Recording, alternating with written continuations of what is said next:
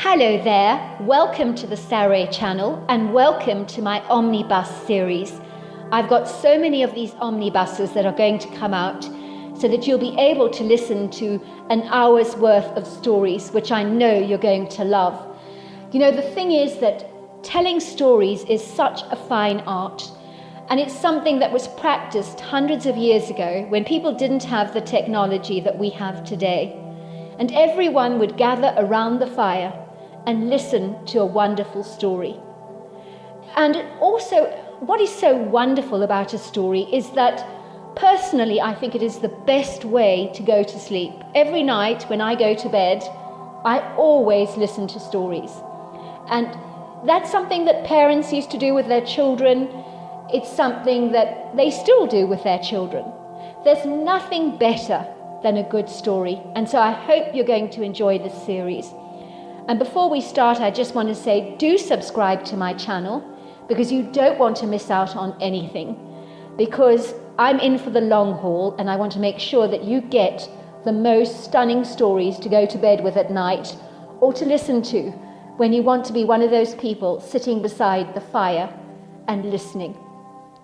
Don't forget to subscribe to my channel and let's get started. I hope you're going to enjoy the omnibus. Dear Sarah and all your lovely listeners, my name is Pippa and I grew up in Oregon in a very picturesque and exquisite part of the world on 70 acres of land in the 90s.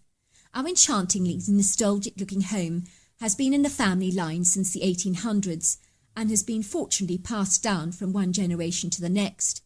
Our exquisite property boasts 3 beautiful ponds and a delightful creek surrounded by majestic tall towering silver fir, grand fir, beech, pine, sequoia and maple trees that create an extensive wooded area on our land, forming a natural forest which is teeming with indigenous abundant wildlife such as the mule deer and black-tailed deer, squirrels, raccoons, and the list invariably goes on and on. We grow about 20 acres of Christmas trees on our land, along with some tillable timber. Our ancestral home is situated where the original homestead once was and was renovated and restored to its original pristine condition in 1995, as my father is passionate about the historical heritage and was determined to preserve the traditional historic integrity of our home. Our double-storey symmetrical cream home is highlighted by striking vintage red accents which are seen in wooden-framed square windows, covered porches and exterior doors, providing a vibrant contrast to the creamy white exterior walls. When you approach our family property, you will come to a very stylized black wrought iron gate that is situated on the side of the long dirt road. If you were to ring the intercom system and someone answers for you from inside the house and opens the gate for you, you literally drive down this prepossessing long spirally road that meanders through the valley and is densely shaded by large graceful mature oaks. Finally, the road turns to a brick and cobblestone semicircular driveway, and you will have arrived at the homestead. The views from our elegant porch overlook stunning panoramic views directly over one of our ponds, and it is wonderful on a summer's evening to observe the deer congregating at the water to drink. Our conspicuous home is airy, spacious, and a great deal larger on the interior than you would expect. And the snazzy wooden railings and beams in our home come from our own harvested timber, from the sequoia and the pine and maple trees on our land, which is something my father boasts about all the time, because it's exceedingly special to have the wooden access in your home come from your own timber that was grown on your own property. I live in a charming abode with my father, mother and brother Jonathan. The story about how my parents actually met is incredibly romantic. My mother was actually a Vegas showgirl, and her dominant boyfriend at the time was a violent thug who would beat her up if he thought she was looking at someone in the wrong way, as he was incredibly possessive, volatile, and exceedingly jealous. And when he got angry, his unquenchable fury would cause him to erupt like a major volcano so that he would beat the life out of you with little provocation. There were rumours that abounded around Vegas that a couple of missing Vegas girls may have met their untimely demise on the receiving end of his weighty fists, but if that were indeed the case, he had managed to conceal his tracks superbly, because no evidence was ever uncovered or found against him to arrest him for these preposterous crimes, nor was there anything ever proved, because he was masterful at covering his tracks. I think my mother was naturally drawn to roughneck men who were big bullies because she'd grown up in a very dysfunctional home where her mother was beaten up very regularly by her loutish father, and growing up that was her normal. I think she expected to be beaten up by ruffian men because she had such a dreadful low self-esteem and had no sense of self-worth whatsoever, which was so pitiful, and so it would seem perfectly natural that the attention she invariably received dancing on the strip had elevated her self-assurance ever so slightly, and she was indeed a very talented and beautiful dancer. One day when my father was in Vegas, he found this poor bedraggled woman lying battered, bruised and half dead in the bushes. I gather she'd been beaten so badly by her suspicious boyfriend Jed that she was virtually unrecognizable. My father immediately called an ambulance as he realized how serious the situation was, and the doctors discovered that her pelvis had been shattered in 4 places, and she had to undergo numerous critical operations, but her career as a dancing showgirl was well and truly over. The doctor said it was an absolute miracle that she was in fact alive. One of her legs was slightly shorter than the other due to the extensive surgery, although thankfully it wasn't noticeable. However, every dancer knows that your legs need to be in perfect alignment to be a great dancer. My mother refused to file any charges against Jed because she knew he had a macho gangster-like friends that were only too eager to do his bidding at any of his requests. So if Jed was indeed imprisoned on her account, my mother was pretty certain that she would mysteriously go missing, never to be seen or heard from again. My father visited my mother regularly as she recuperated in a Vegas hospital. He was in Vegas for that month drafting some architectural designs for a client. He encouraged my mother to stay at his homestead in Oregon to recuperate because he saw her as a lost soul that needed a helping hand and a friendly face to help her along with her recovery. My mother, who was not financially secure at the time, did not have many choices unless she wanted to return to her horrible boyfriend Jed, and that was not a conceivable option for her. So she accepted my dad's invitation very gladly and graciously, and the rest is history, because ultimately they fell in love. My father was able to enable my mother to gain her self-worth and help her to become a confident, gregarious, lovable and fun-loving person. Both my parents call their love story serendipity because it was such a magical romance, in the modern sense of the word, that just simply was meant to be. Growing up, Jonathan and I would pretty much play together all the time as kids, and with so much land we would go exploring everywhere and anywhere. We adored riding mountain bikes across the valley and exploring the woods as well as playing by the magnificent creek. I was a passionate animal lover, and over the years I would rescue animals that needed help, like little fledglings from a nest or a deer that had got caught up in barbed wire, and I would nurse those creatures back to health, sometimes with startling success, which is probably why it's not a surprise that I became a wildlife vet in later years, because I love animals so very much, and I'm passionate about working with wild animals.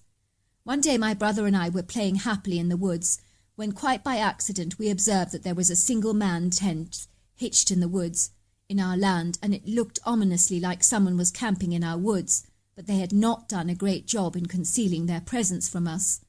There was a sign of a fire pit, pots and pans, and there were binoculars, cameras, books, and all kinds of things stacked neatly in the tent in neat piles. It was all decidedly odd, because our land was indeed private property, and no one should be camping out here in our woods. We began to snoop around and investigate the tent, and we found tons of pictures of my mother when she was actually a young showgirl, and then there were recent photographs taken of her only days ago on our homestead, when she was actually feeding the chickens outside, or digging in the vegetable bed planting seedlings, and even pictures of her at the local town having coffee and cake with friends. I knew at once that something was very clearly wrong, and someone was spying and stalking her, and it was an airy, terrifying feeling.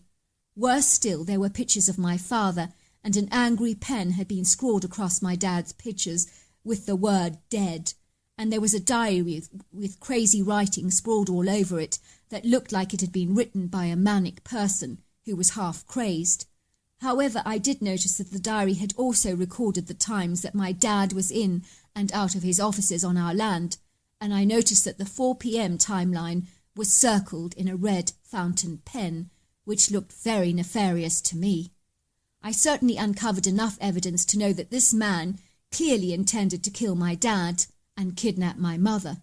I knew at once that whoever he was, and I believed he was Jed, whom had found my mother, possibly after years of searching for her, and had possibly procured the help of a private detective to find her.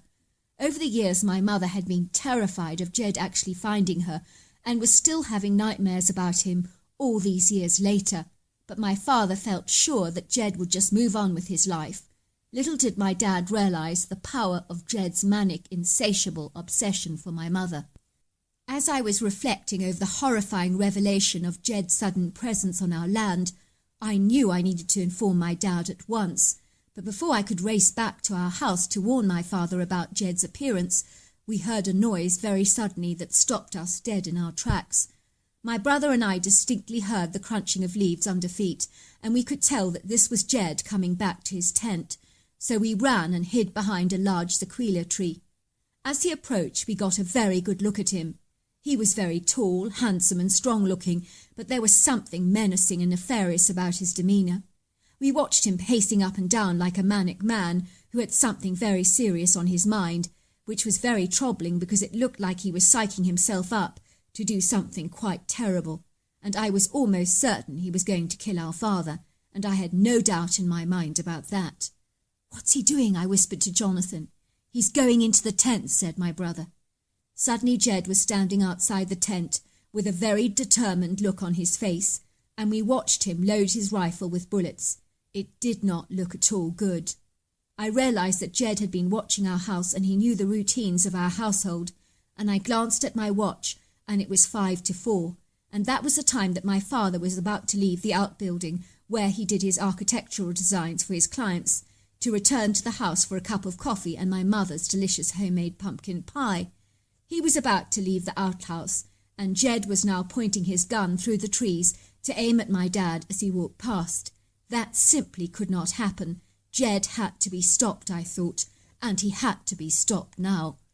"No!" I shrieked, darting out of my hiding place and lunging towards Jed, who in seconds beat me up violently with the back of his rifle, without even hesitating, and I was only 15 at the time. "You bloody stupid kids," he protested. "I might have known you'd get in my way." He started waving his gun at me and demanding I stayed very still or else I was dead. "I know you're trying to kill my dad," I protested. "I know exactly who and what you are. And my mother is well rid of you, and she would never ever want you back under any circumstances. Let me tell you that now." "We'll see about that," he said, spitting at me. "I think once your father is out of the way, your mother will have a change of heart. She was always very weak-willed," he drawled.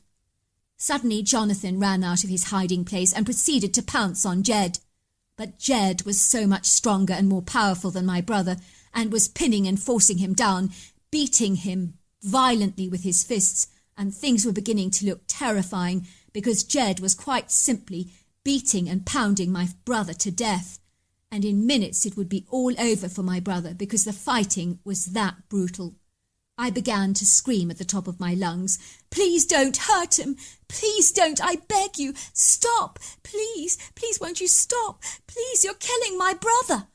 Suddenly there was this monstrous growl, unlike anything I've ever heard before in my entire life. It was so terrifying that it literally caused the ground to shake, and we could hear someone or something coming, and it was thundering towards us, and whatever this thing was, it had to be colossal in size, because it sounded like a rhino. Jed stopped beating my brother for a second, and I heard him say, "What the heck?"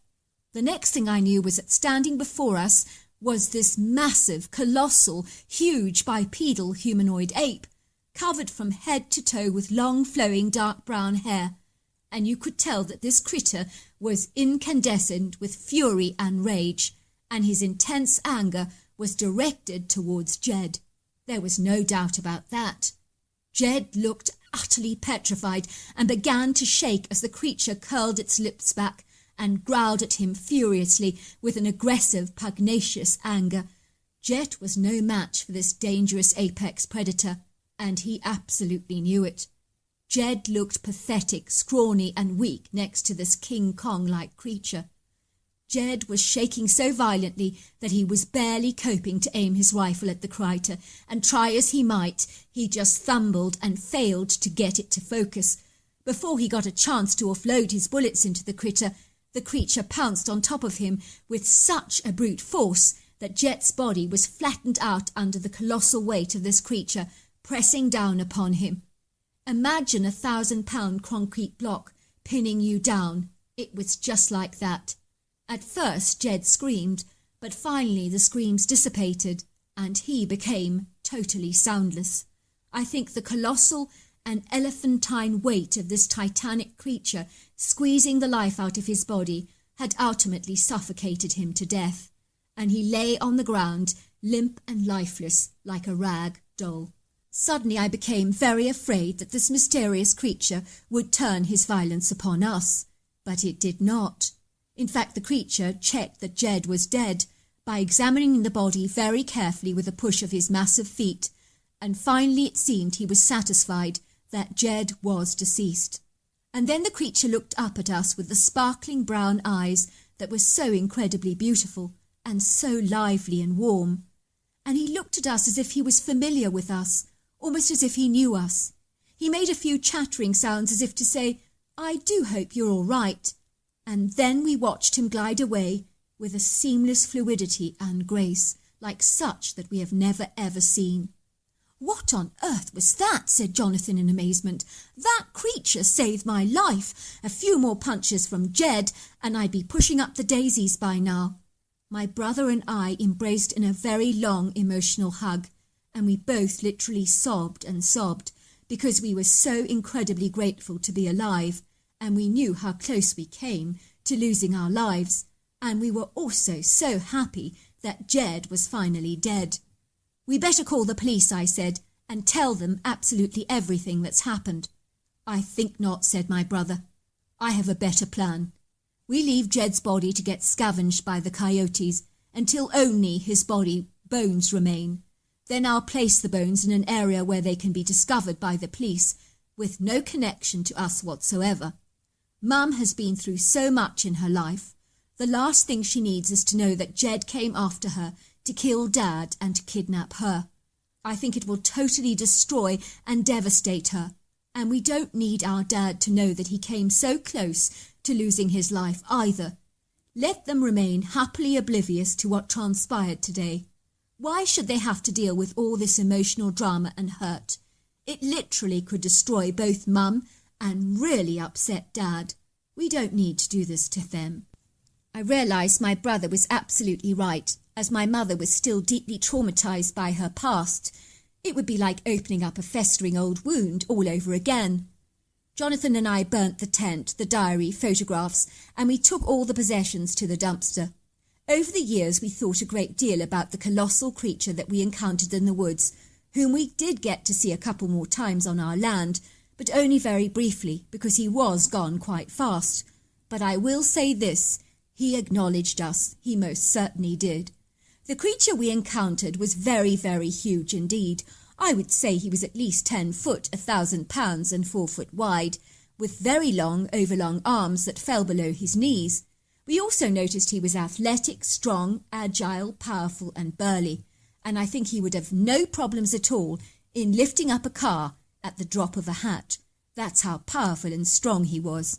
I am certain that creature, which I now know was in fact a Bigfoot, is familiar with our comings and goings, and has observed Jonathan and I playing in the woods together as children. Perhaps he observed us throughout our entire childhood. I think over the years he had become almost like an invisible guardian angel, always watching us in the shadows of the forest, where he remained ever watchful, attentive, but always elusive. I believe he was looking over us because he was very protective over us, ensuring that we were indeed rescued from Jed.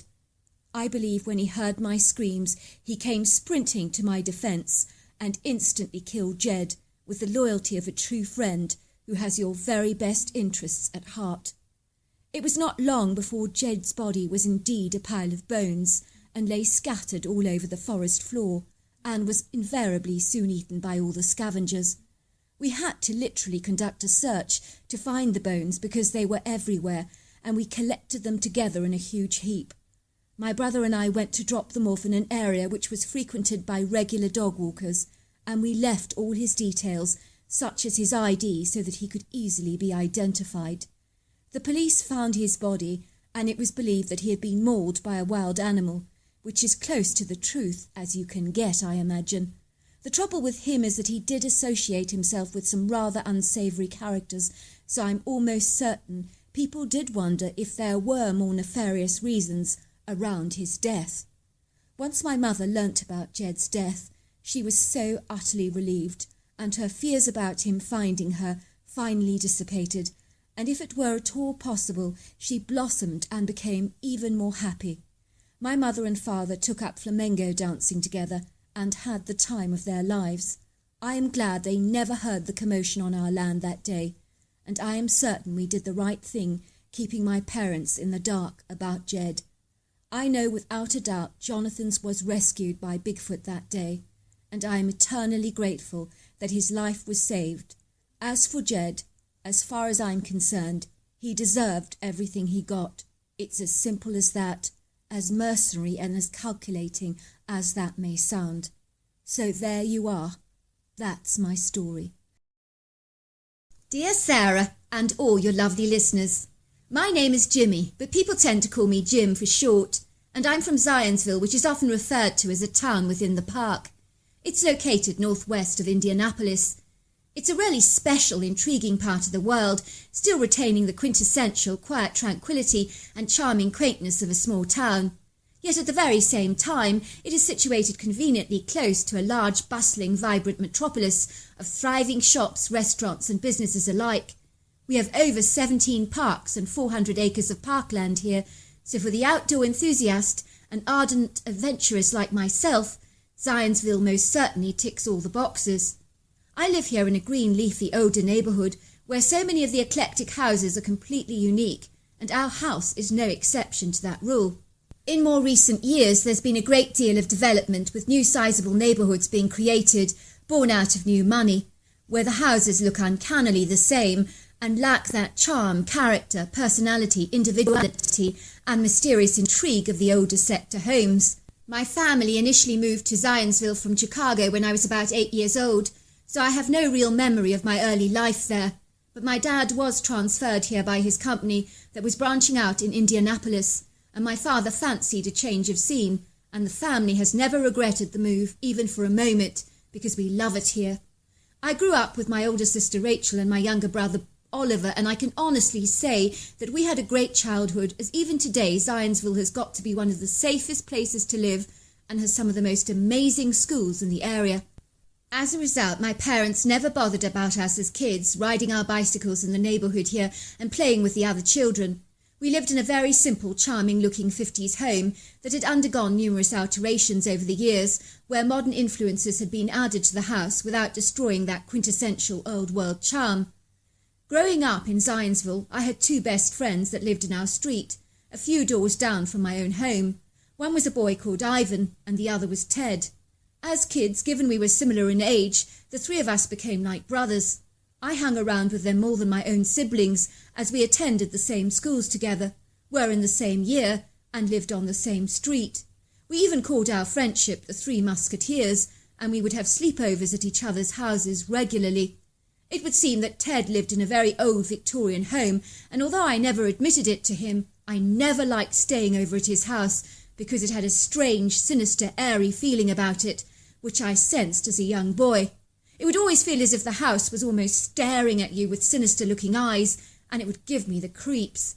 I did, of course, confide in Ivan how I felt about Ted's house, and it would seem I wasn't alone in my misgivings about it. "There's something super weird about that house," Ivan admitted to me. "It always feels as if someone is watching you, someone really menacing and horrible."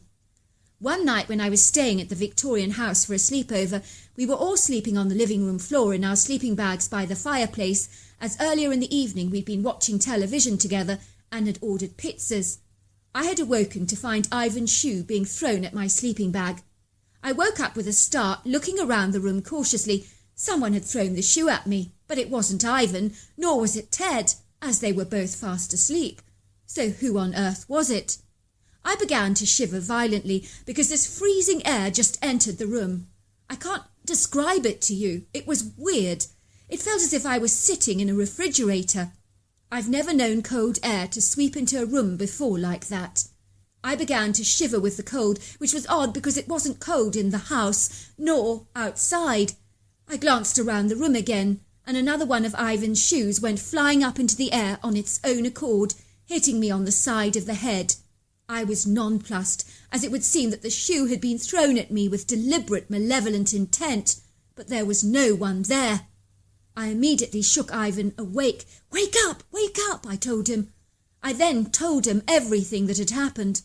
Suddenly we both saw the silhouette of a dark woman standing there, and she looked so real, and for a moment we were able to see her quite clearly, as the outside light seemed to cast its shadows upon her ghostly form. I believe she fully intended for us to see us. I think she wanted to terrify the life out of us. For a second I could hardly believe what we were seeing. The woman was short, rounded around the middle, with crepey white skin and grey curly hair. She was wearing dark clothes and a black veil over her head. But the hostile, malevolent way she was glaring at us sent chills down my spine. We both screamed so loudly that Ted's mother came racing down the stairs and asking us what on earth was the matter. We both told her that we'd seen a ghost, and she assured us adamantly that we must have both just had a very bad dream. But there were two of us that had had this dream, if that were the case. Ivan began scribbling away at his drawing pad, and he was a remarkable artist. He recreated a perfect picture of the woman that we had just witnessed. That's what we saw, he said to Ted's mother, presenting her with a picture of the old lady. When Ted's mother saw the picture, her face went deathly white, and the colour drained from her face. Her eyes grew as wide as saucers, and she began to shake. "Are you sure about this?" she asked, and we both nodded. "That was my grandmother," said Ted's mother, looking bewildered. "This was her home once, but she was a vindictive, spiteful, nasty, cantankerous woman who used to beat my grandfather black and blue with the back of her frying pan. Of course, in those days, men could hardly admit to being beaten up by their own wives. It would have been nonsensical to most. My grandfather really tired of her relentless abuse. It never stopped for a day in and day out. It was continuous. If she didn't like you, believe me, you knew about it, because she would throw things at you to drive you away. And so my poor mother never brought friends back to the house for that very reason. When she died, my grandfather was actually heartily relieved.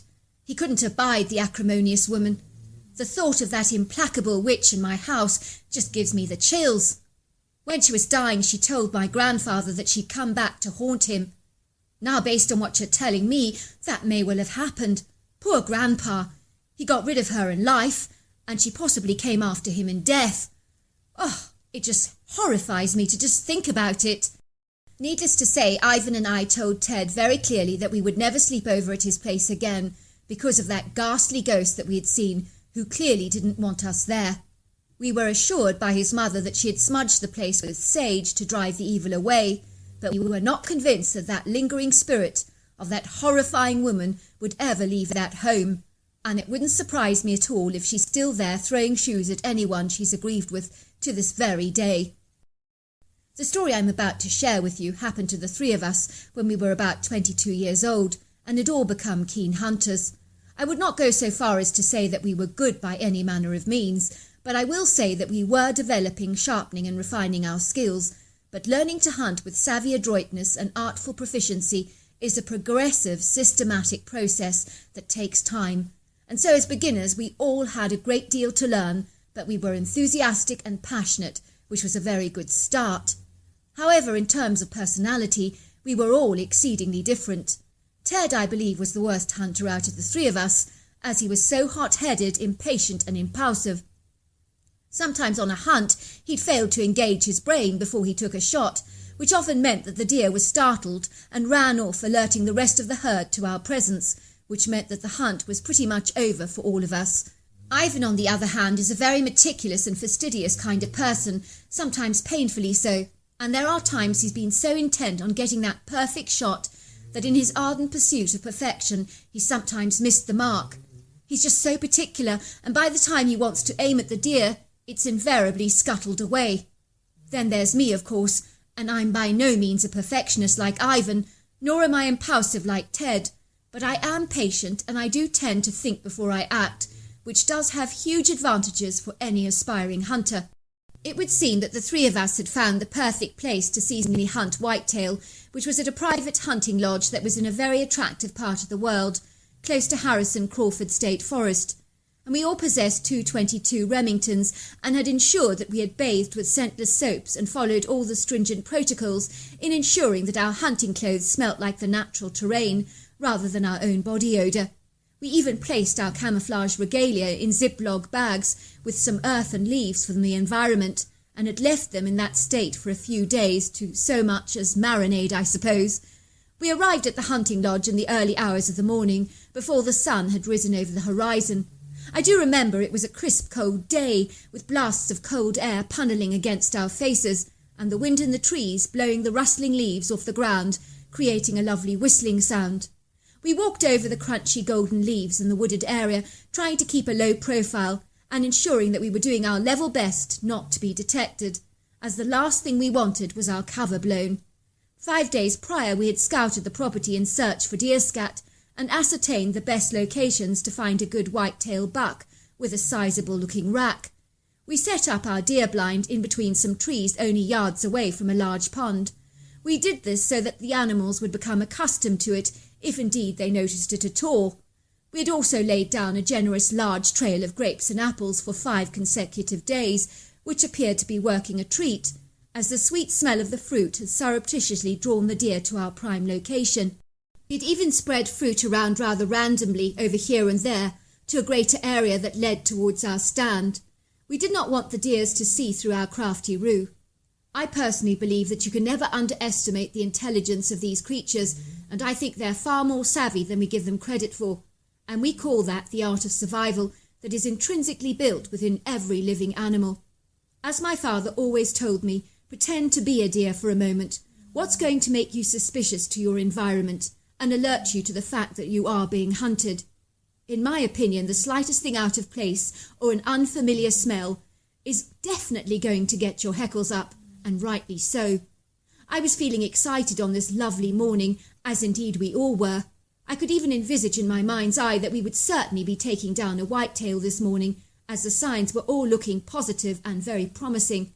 Sometimes we've used some of the tools of the trade, such as female scents, to lure a large male to our stand, but on this occasion we were having none of that.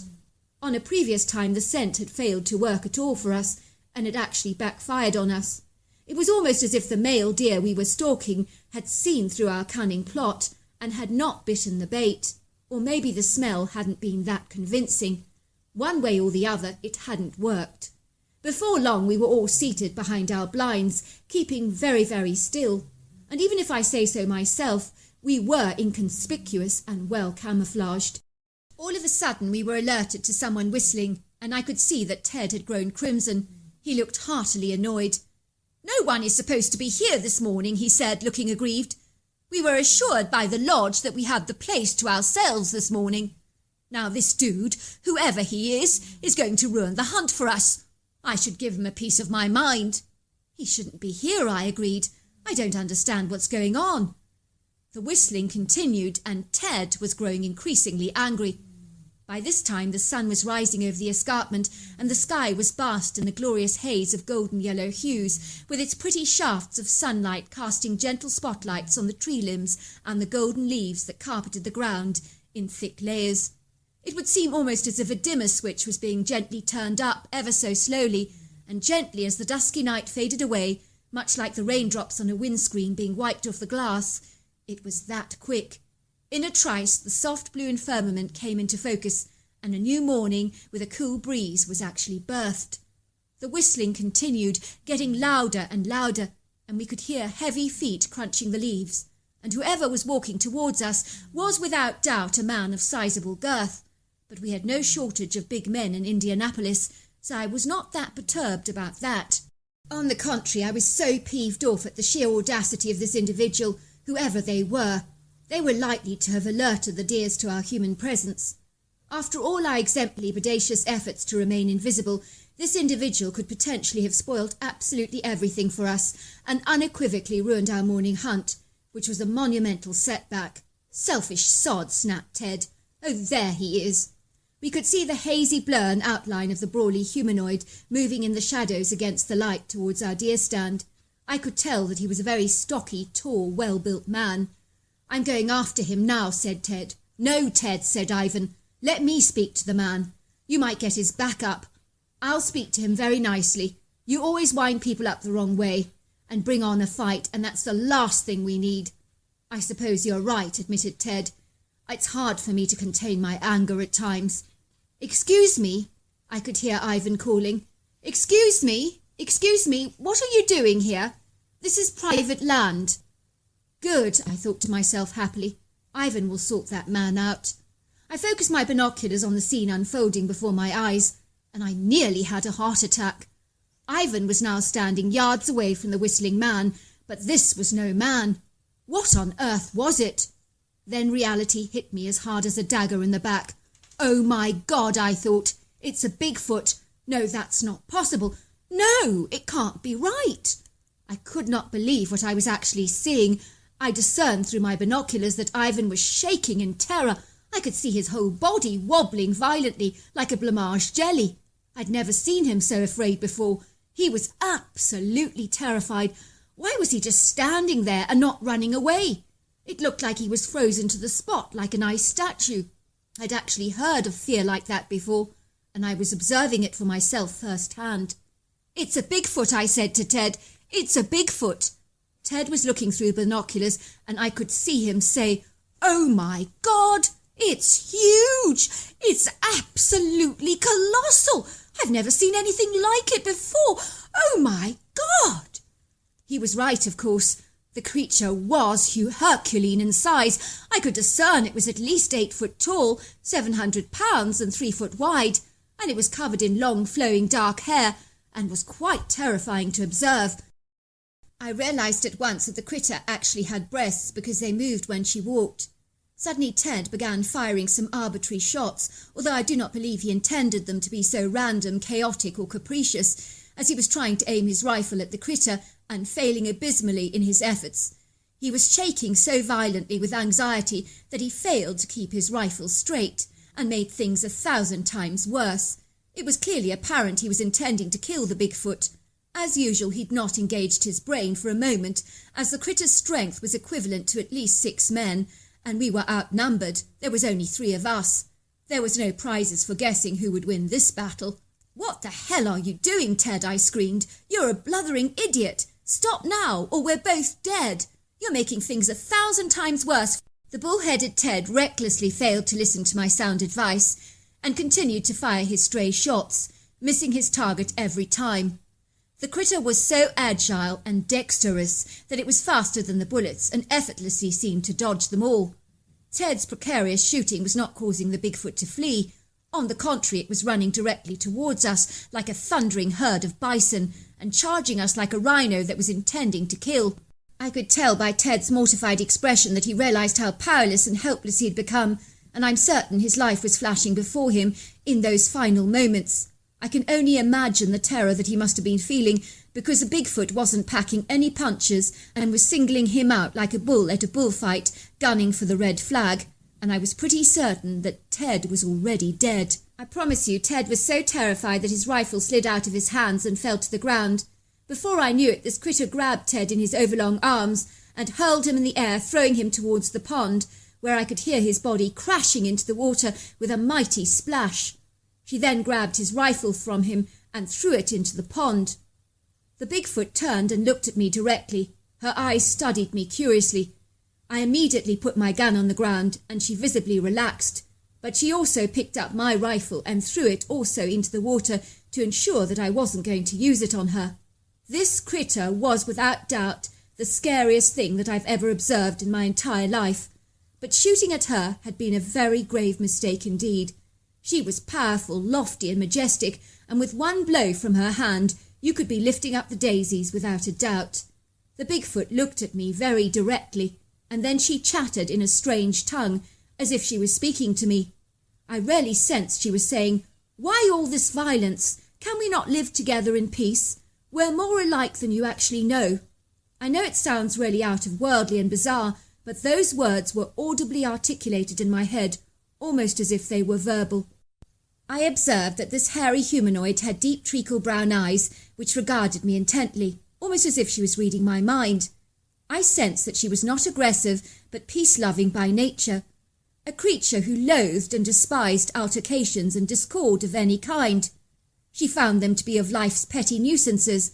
Perhaps she'd experienced enough dysfunctional behaviour among her own kind before, and just couldn't abide it.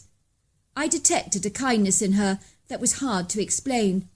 My encounter with her could have been so different if Ted had not been so dreadfully impulsive and overreactive in the way that he had been. "I'm so sorry," I said, pointing towards the pond, and then to my head as I tried to communicate that Ted was not of sound mind when he shot at her.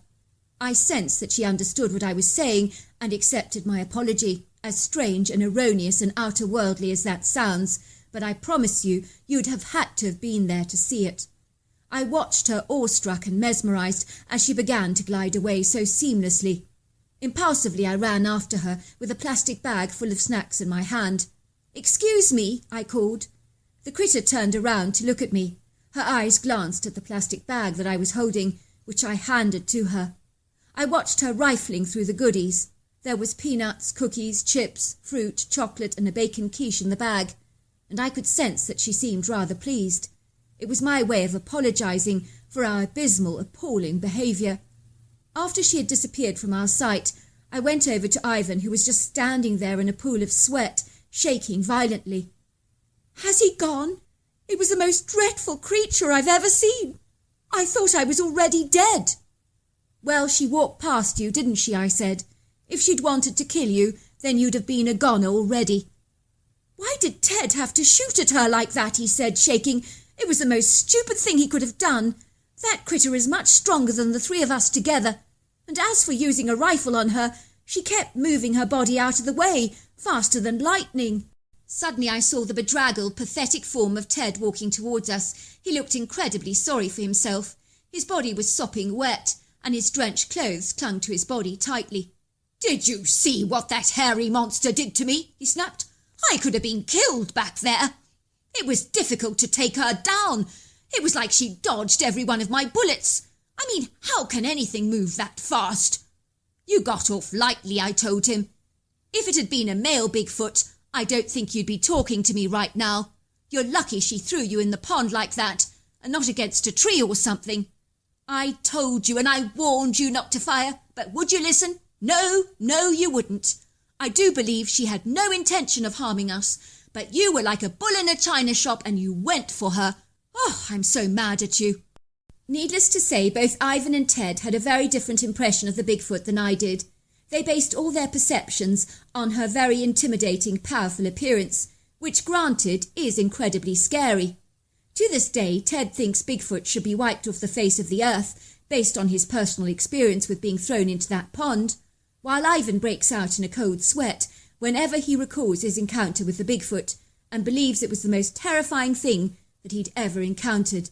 But when I reflect on the Bigfoot encounter, my impression is completely different, like night and day from my friends. I recall her kind, intelligent eyes, and when I remember them, only warm thoughts spring into my mind, because I believe the female Bigfoot I encountered was misunderstood by my friends based on their alarmed reactions to her appearance, which I quite understand, but in my experience the critter I encountered really did have a heart of gold, and I shan't forget her in a hurry. After our encounter that day, we all did go home, and it would seem that hunting for deer lost its appeal to Ivan and Ted, and so as far as I know, 2 of our rifles are still lying at the bottom of that pond. So there you are. That's my story. Dear Sarah, and all your lovely listeners, it was a dark night in 1982 when I climbed out of my brother's Buick Riviera, which my father bought him on his 21st birthday. I'll never forget when he said, "Clayton, son, I've got something to show you. Come with me, will you?" My father had an unreadable expression on his face, but there was a mysterious, rather mischievous glint in his eyes. When my father's brown eyes twinkled like that, I knew he had something terribly exciting up his sleeve, and he never would disappoint. My father was one of the most generous people I've ever known, who would give $100 to a perfect stranger without batting an eyelid. Something my mother found completely infuriating, as she was the kind of prudent, overcautious woman that counted the pennies and agonized about parting with her cash, even though my father made a very good living. It was as if she was terribly afraid that if she didn't hold on to the money as tightly as she could, she might wake up one morning and it would all be gone, mysteriously having vaporized like the smoke from a chimney. I think my mother had financial hang-ups from the past, where she'd grown up in tough circumstances, in a small little home in the Appalachian Mountains, with over 6 sisters and 4 brothers, in bleak, rather austere circumstances that were far from financially favourable. As a little girl, she'd literally lived on corn and potatoes, as money was so tight. She was 8 years old when she owned her first pair of shoes. I think the indelible influences of those hard times had rubbed off on her and had stuck to her like chewing gum under a school desk, and was hard to shake off. Hence she still considered herself impoverished and could not escape the inbuilt poverty mindset that seemed to dominate her life. It's a little like an overweight person, I suspect, who loses all the weight but still believes they're fat, and cannot see that they've shed that weight. I think my father, when he first met my mother, fell in love with her because she was such a forlorn, sorry sight, like a bedraggled, half-drowned kitten you found on the side of the road that desperately needed saving, and my father had always enjoyed rescuing people.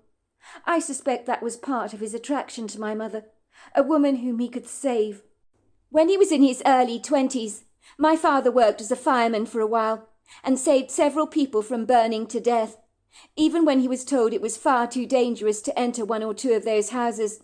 My father was stubbornly intent on saving their lives, come what may. He didn't even stop to consider his own safety. In my mother's case, she was a young woman struggling to survive and keep a roof over her head on a minimum wage. My mother had been waiting tables at a local diner when my father met her on a trip to the Appalachian Mountains. When she took him back to her threadbare apartment after their dinner date for a coffee, my father's heart broke when he saw the dreadful, sad conditions she was living in. The first thing he said to her was, "You can't possibly live like this. Why don't you live at my farmhouse in the Blue Ridge Mountains?" which was 550 miles away from Nashville, "with no strings attached, of course. And I'll pay you to take care of our stable block. Do you know anything about mucking out stables?" "I can learn," my mother had told him resolutely. He had been the perfect gentleman towards her, and she had lived at our farmhouse for over a year, before they both fell in love, and then she never moved out. My mother always described my father as her knight in shining armour, for he had rescued her from a lifestyle that had strangled all her hopes. "Come with me, son," my father insisted. "I've got something to show you." Me and my mother and my brother obediently trailed behind my dad, out of our white stone and brick double-storey farmhouse, with its grey slate roof, large sash windows, pale blue shutters, and a huge wraparound porch that hugged the front of the house and overlooked spectacular views of the countryside. The farmhouse had been in our family for over 3 generations and had those classical Georgian features. There was also 3 large oak trees that fringed the rear of the house, and their sculptural boughs were boasting a plethora of fresh green leaves to announce the prompt arrival of spring. I was curious as to where my father was taking us. We were all wearing jeans, sweaters and boots, and we crushed the gravel beneath our feet as we trotted past some of our free-range hens that were pecking the ground for worms and clucking away happily. I've always enjoyed owning chickens, especially seeing them on the farm, as their hearty, carefree presence makes you want to celebrate all the rich rewards of country life. It was a pretty crisp but fresh morning, and the Blue Ridge Mountains left their stunning, curvaceous signature on the horizon, but they were covered with a deep veil of undulating mist. There was a slight little nip in the air. Even though the winter days were behind us, the mornings and evenings could be decidedly chilly, if not cold. I glanced around at the countryside, marvelling how only in a matter of days the bleached yellow-coloured grass had become significantly greener, and our meadows, scattered with a plethora of rocky outcrops that intrusively poked through the ground like sea lions on a beach, were dappled with a colourful upholstering of pink, purple and yellow alpine flowers, while several of our dogwood and magnolia trees were now showing off a bedazzling confetti of ethereal blossoms. I had suspicions that my father might have brought my brother a puppy, that he was surreptitiously hiding away in the barn. As I sneakily suspected, my dad was indeed leading us directly to the Red Barn. I could feel excitement welling up in my chest, as I anticipated very eagerly that my father must have indeed brought my brother the Pyrenees mountain dog he'd been begging my father for his 21st birthday. And as a huge animal lover myself, another furry addition in the family could only ever be a good thing. I knew my father had a heart on him so big that I couldn't see him refusing my brother his ardent request. We had one Irish wolfhound at the time called Cracker, named such as he had a sparkling personality, and an English bulldog called Churchill, as he had a rather distinguished debonair look about him. I could almost imagine him sitting there on an upholstered leather couch with a cigar in his mouth, looking incredibly pompous and self-entitled. Both dogs were zealously trotting ahead of us, with their noses pinned to the ground, as they savoured the rich earthen scents of the countryside that the morning so graciously invited.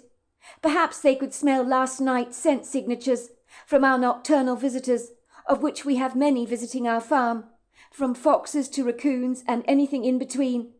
They were both furiously wagging their tails, and although Churchill's little stubby tail had its limitations, it was aerobically moving as eagerly as a sail in the wind.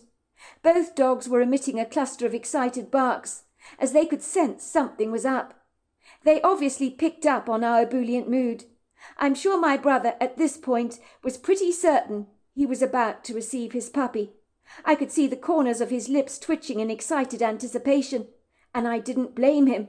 I was almost as excited as he was, possibly even more. To my surprise, my dad did not open the barn door, as I had been expecting. I envisaged him taking us over to a little cardboard box with a bright ribbon on the side, and my brother would peer inside the box, and there would be the most adorable white fluffy puppy dog lying on a blanket, staring at us through black eyes. Instead, my father beckoned us to move behind the barn. There it was, a black Buick, parked there over a patch of grass, hidden from view of the farmhouse, with a big red bow around the middle, and a happy birthday written on the side of the car in shaving foam. I gasped in astonishment. This I had not been expecting to see. My brother had begged my father to buy him a car for his 21st birthday, but my parents told him point blank it was never ever going to happen. But they had not said no to his request for a Pyrenees mountain dog, so it was the latter that I was instinctively expecting him to receive, most certainly not the former. "You will buy a car for yourself one day," my mother had told him, in a firm, no-nonsense tone of voice that we had learnt over the years never ever to challenge. My brother then was resigned to the fact that if he wanted a car, he'd have to borrow my father's car once in a while, or save up incredibly hard for a second-hand car of his own. My father pulled out a pair of keys from the pocket of his caramel-coloured chinos, and he threw them to my brother, who caught them in his hands. "It's yours, son," my father said. "Happy birthday, sport. You don't turn 21 every day, do you? I wanted to give you something extra special to celebrate this occasion, something I think you will really appreciate. When I was 21, I wanted a car more than anything in the world, but my dream was never fulfilled. But I thought I could make yours happen for you." My brother looked bewildered, as if he was so bemused by what he was seeing. He rubbed his eyes and looked at my dad in abject disbelief, with a mouth that was so wide it was virtually hanging on the ground. I think my expression was likely much the same, as I remembered staring at the car, hardly being able to believe what I was seeing. My father had bought for my brother something that he had wanted so very badly, and I hasten to say I was a tad jealous. But I reasoned with myself that if my dad had bought my brother a car, he would likely do the same for me when I turned 21 years old. But I still had 3 years to go, and that seemed like a hell of a long wait that would require extreme patience on my part. "But I don't understand, Dad," said my brother. I thought you said something about you couldn't get me a car." My mother, who'd grown up in an environment where gifts were few and far between, as money was in short supply, believed you should never spoil your children, as it turned them into self-entitled brats, and she was shaking her head furiously. "I thought we discussed this, Errol, between the two of us," she said indignantly. "How much did this car cost us?"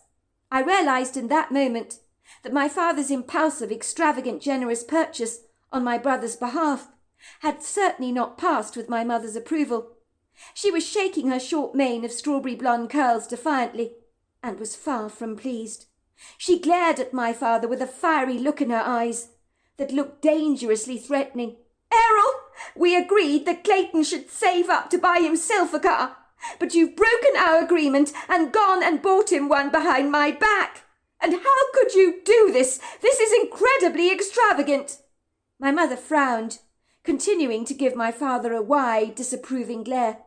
But my father's feathers remained unruffled. He was basking in the pleasure of watching his son receive such an amazing gift, and enjoying his reaction. My brother's face lit up like a Christmas tree. "Is this for real, Dad? I mean, this thing is brand new. It's never even been used. Is this for real?" "I think it's possibly real, son," said my father teasingly. "Or otherwise I'm seeing a Buick that is not really there," he chuckled. My brother ran over to my father impulsively, throwing his arms around him to give him a huge hug. "Dad, I don't know what to say. Thank you so much. You have no idea how much this means to me." "Oh, but I think I do, son. I think I have a very good idea. I might be getting older, but I haven't forgotten what it was like to be 21 years old, dreaming of getting my car. And it's a privilege and honor for me to make one of your dreams come true. That's what a father is here for, not only to discipline his son, but to please his son. And I'm very happy you're delighted." My mother groaned, rolling her hazel brown eyes in the back of her head. She knew my father had a marshmallow heart. That was one of the reasons why she loved him so much, although she'd never admit it. "Who wants to come for a ride in my brand new car?" my brother asked us, with a big grin on his face. Me and my father did not need to be asked twice. We ran hurriedly to the car, getting into the seats, while my mother watched us leaving, all the while shaking her head belligerently. I knew my father would be given the 3rd degree when he got back to the house. So he suggested my brother drove us to town, so he could buy my mother a great big bouquet of flowers to appease her defiance. It would seem from the moment my brother got his brand new Buick, he just couldn't get enough of it. It had become his favourite new toy, but then again, it was an amazing gift. Now here I was several nights later, after the advent of my brother receiving his fabulous new car, wondering why I'd agreed to come with him on this night drive. This was insane. The trouble was my brother was so excited to have this new Buick in his life. It would seem that any excuse to go out for a drive, and my brother was game for it, even if it was the most objectionable hour of the night. Ostensibly, my brother Clayton would spend a copious amount of time at his best friend Edwin Rosenberger's ranch, and then he would return home at ludicrously insane hours of the night or morning, without any apology, as if he was a raging insomniac, which I rather suspect he was. My parents didn't appear to mind my brother engaging in all this independent nocturnal activity with his very best friend, as they felt he was old and ugly enough to be self-reliant, given he was a young man who had come of age, with his own form of transportation. Edwin Rosenberger, much like my brother, never seemed to need much sleep. They were like 2 peas in a pod in that regard, and they both looked uncannily alike. It was almost impossible to believe that they weren't brothers, or at the very least related. But my mother emphatically believed that if you hung around with someone long enough, their influences could rub off on you in an indelible way. Whether that is true or not, I don't know. But both Edwin and my brother Clayton boasted short-cropped chestnut brown hair, similar hairstyles, light hazel eyes, long faces with slightly large distinguished noses, and were lean and athletic-looking and just under 6 foot tall. I can say unequivocally that if the boot were on the other foot and I was to go gallivanting around the countryside at such ungodly hours of the night, my parents would not be best pleased. They seemed to think Clayton could enviably do what the hell he liked, without any recriminations. So what was good for the goose was clearly not good for the gander. My parents made that painfully clear, and would patronizingly say things to me like, "Fiona, you need to go to bed early. You need your beauty sleep, and you need that brain to be bright and fresh. If you want to do well in your studies, don't you? You're a young lady. It's not appropriate for you to be out and about late at night." Minutes before I'd agreed to come out on this drive, I'd been very contentedly lying fast asleep in my comfortable bed, and the next thing I knew was that my brother was shaking me excitedly, with an urgent determination. I'm not the kind of person that appreciates being woken up at the dead of night, and on this occasion I was terribly sleepy. "Fiona, wake up! Wake up!" came my brother's excited voice. "Fiona, you've got to wake up! Something quite wonderful has happened." "Go away!" I grumbled. "I'm trying to sleep, Clayton. Leave me alone." I was immune to my brother's ebullience, as my biological needs to sleep far outweighed my desire to appease my brother. Besides, I never really wanted to appease him anyway. "Fiona, listen to me. Listen to me. I've just seen the most brilliant white owl on one of the back roads, not far from the Rosenberger ranch.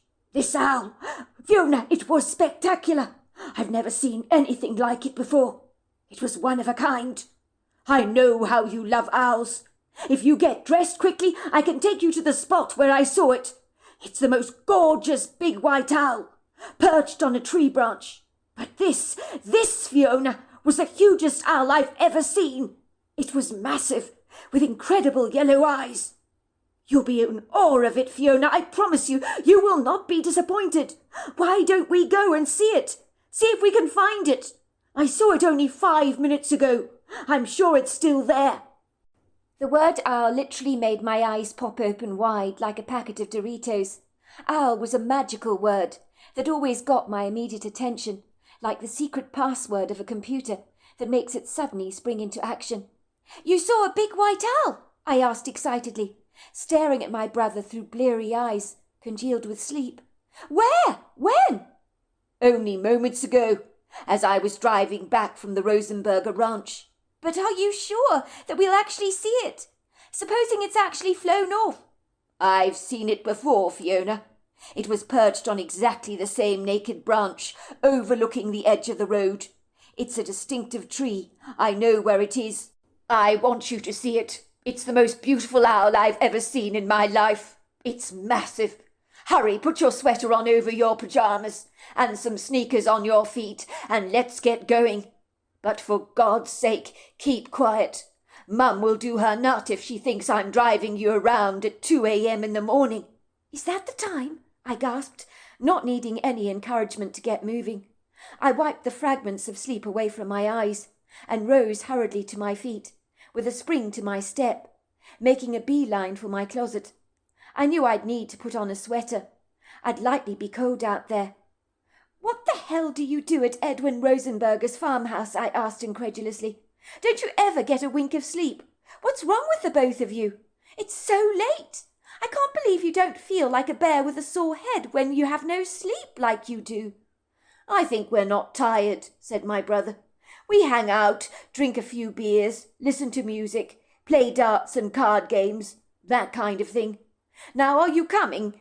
If you keep dawdling like this, we might not see the owl. Remember, it's a wild bird. It's not going to be waiting for you." My heart was flapping with excitement, as if thousands of pigeons were inside my chest. My brother had described a large white owl, the likes of such he'd never ever seen before. I needed to see this for myself. I was so intrigued, so I quickly got dressed, put on my sneakers on my feet as my brother had wisely instructed. I discreetly tiptoed down the old creaking staircase in our home. I was following my brother, who was constantly indicating for me to be quiet. Once we were on the lower landing, we ambled silently past the passage, bypassing the kitchen towards the front door. Our 2 dogs, who slept in their baskets in the kitchen, were barking loudly, as they had sensed the activity in the entrance hall. My parents would probably think that my brother was up and about, having returned from one of his nightly soirees, and would hopefully ignore the barking. My brother pulled his front door keys out of his pocket, inserting them into the lock, steadily turning the key. He opened our pale blue front door, which groaned awkwardly as we prized it open. It was hardly surprising that the door was so noisy. It was 100 years old, after all. It was entitled to be a wee bit cranky. I was met with blasts of icy cold air that cruelly slapped my cheeks. I was wearing a puffer jacket over my sweater. Spring may have arrived, but winter had not quite relinquished its austere hold over the landscape. The ground was peppered with morning dew. We trotted towards the open carport, and before I knew it I was sitting on my brother's passenger-side seat, in the Buick, wondering if the white owl had any idea about the excitement it had aroused in me. I could only hope that it had not flown away. I'd have to keep my fingers crossed. Ever since I was knee-high to a grasshopper, I had a fixation over owls. People had given me fluffy toys, knitted water bottles, key rings, necklaces, brooches, books, posters, aprons, and even sweaters with owls on them, because I had loved them so much. It was ridiculous to be out and about at this late hour, in the faint, rather far-fetched hope of spotting the mysterious white owl my brother claimed to have seen. But I really wanted to see it. All my life I had nurtured a great fear of the dark, and here I was embracing it as if it was my new best friend. Growing up, I'd been so intimidated by the late-night hours that stole all the light, inviting tenebrific shadows to pounce over my bedroom walls, stirring my imagination like the syrupy spells in a witch's cauldron, with outlandish suggestions of outer-worldly beings that I did not want to entertain. Indeed, it had been such a botheration to me. I had been forced to sleep with a night-light on, as it reduced my fear exponentially. My well-informed grandfather used to tell us that there were strange, idiosyncratic, cryptid creatures roaming around the Blue Ridge Mountains. I had seen the sincere earnestness in his eyes when he spoke of such things. I knew his solemn words were not said in jest, for they were spoken with a pronounced intensity. Now those sobering words took on a life-force of their own, as if they had suddenly grown wings, as they came flashing into my mind, like bright red warning lights. At this godless hour, your mind can mercilessly tease you with all kinds of insidious, macabre suggestions, rooted in one's darkest nightmares, seeded from a fertile imagination. By all accounts, when the dark shadows cast their morbid gloom over everything, it's impossible not to engage your thoughts of the living dead, monsters, headless horsemen, and God knows what else, as my fanciful mind was as ripe with blossom, like the trees in spring. My brother's Buick rattled down the remote sequestered roads, covered with stones and nasty gashes. It rattled precariously. The tenebrific Inkian firmament swaddled my brother's car from every side, closing in on us like a suffocating hand around your neck, squeezing the air out of your lungs. I don't mind admitting that it was a menacing, inauspicious night. The velvety blackness was blistered by only a faint scattering of moonlight, and beyond the headlights of my brother's car, it felt as if we were driving through a dark abyss, or a long, uncongenial tunnel, devoid of any illumination. My brother seemed blindly oblivious to all this. On the contrary, his face appeared to be animated. I could not believe he was not remotely overwhelmed by the hauntingly dark landscape that smothered everything in squid ink. The trees on one side of the road looked ambiguously lofty, giants with gnarled arms that could reach out and grab you. My brother's indifferent nonchalance eased my growing discomfort, and when he suddenly put the music on, somehow my mood managed to lift. Everything was a lot better and far more reassuring when the music was playing. I tapped my feet to the beats And Boy George from Culture Club's upbeat voice seemed to vanquish the heavy feelings that had taken up temporary residence in my heart. "It's so dark out here," I said nervously, glancing out of my passenger side window. My brother laughed. "What do you expect, Fiona? It's past 2 in the morning. Of course it's dark. We don't have any street lights around here. And the moonlight is pitiful tonight, which is why it appears so bleak. All the ghosts and ghoulies are out at this time," he said teasingly, making his voice sound creepy. If he was trying to scare me, he was seriously succeeding. "We might even see the ghost of Raymond Seymour. Who knows?" he teased, letting out a loud, mocking, condescending laugh. Ha ha ha! My brother didn't believe in the existence of ghosts, but it always gave him a macabre pleasure, or morose satisfaction if you like, to try and scare his very impressionable, gullible, easily persuaded younger sister. He could be callously cruel like that, or for his own personal entertainment or gratification. But anyone who's had brothers can understand how they like to toy with you sometimes, like a cat with a mouse. "Don't talk like that," I said, chills running down my spine. "For God's sake, don't scare me, or I'll insist you drive me straight back home. And I won't take no for an answer. I'm being serious, Clayton. Don't you dare scare me. You seem immune to how freakingly scary it is out here. Anything could be out there in those trees, watching us." Over the years there had been a few sightings of a ghostly spectre riding a black horse down the mountain roads. Mr. Weatherby, a good friend of my father's, claimed to have seen the ghost of Raymond Seymour, who'd been one of those highway robbers from the 1800s. "I saw a very dense black silhouette moving towards me. It was the shape of a horse and rider, and then they stopped only feet away from my car. I saw the black horse very clearly.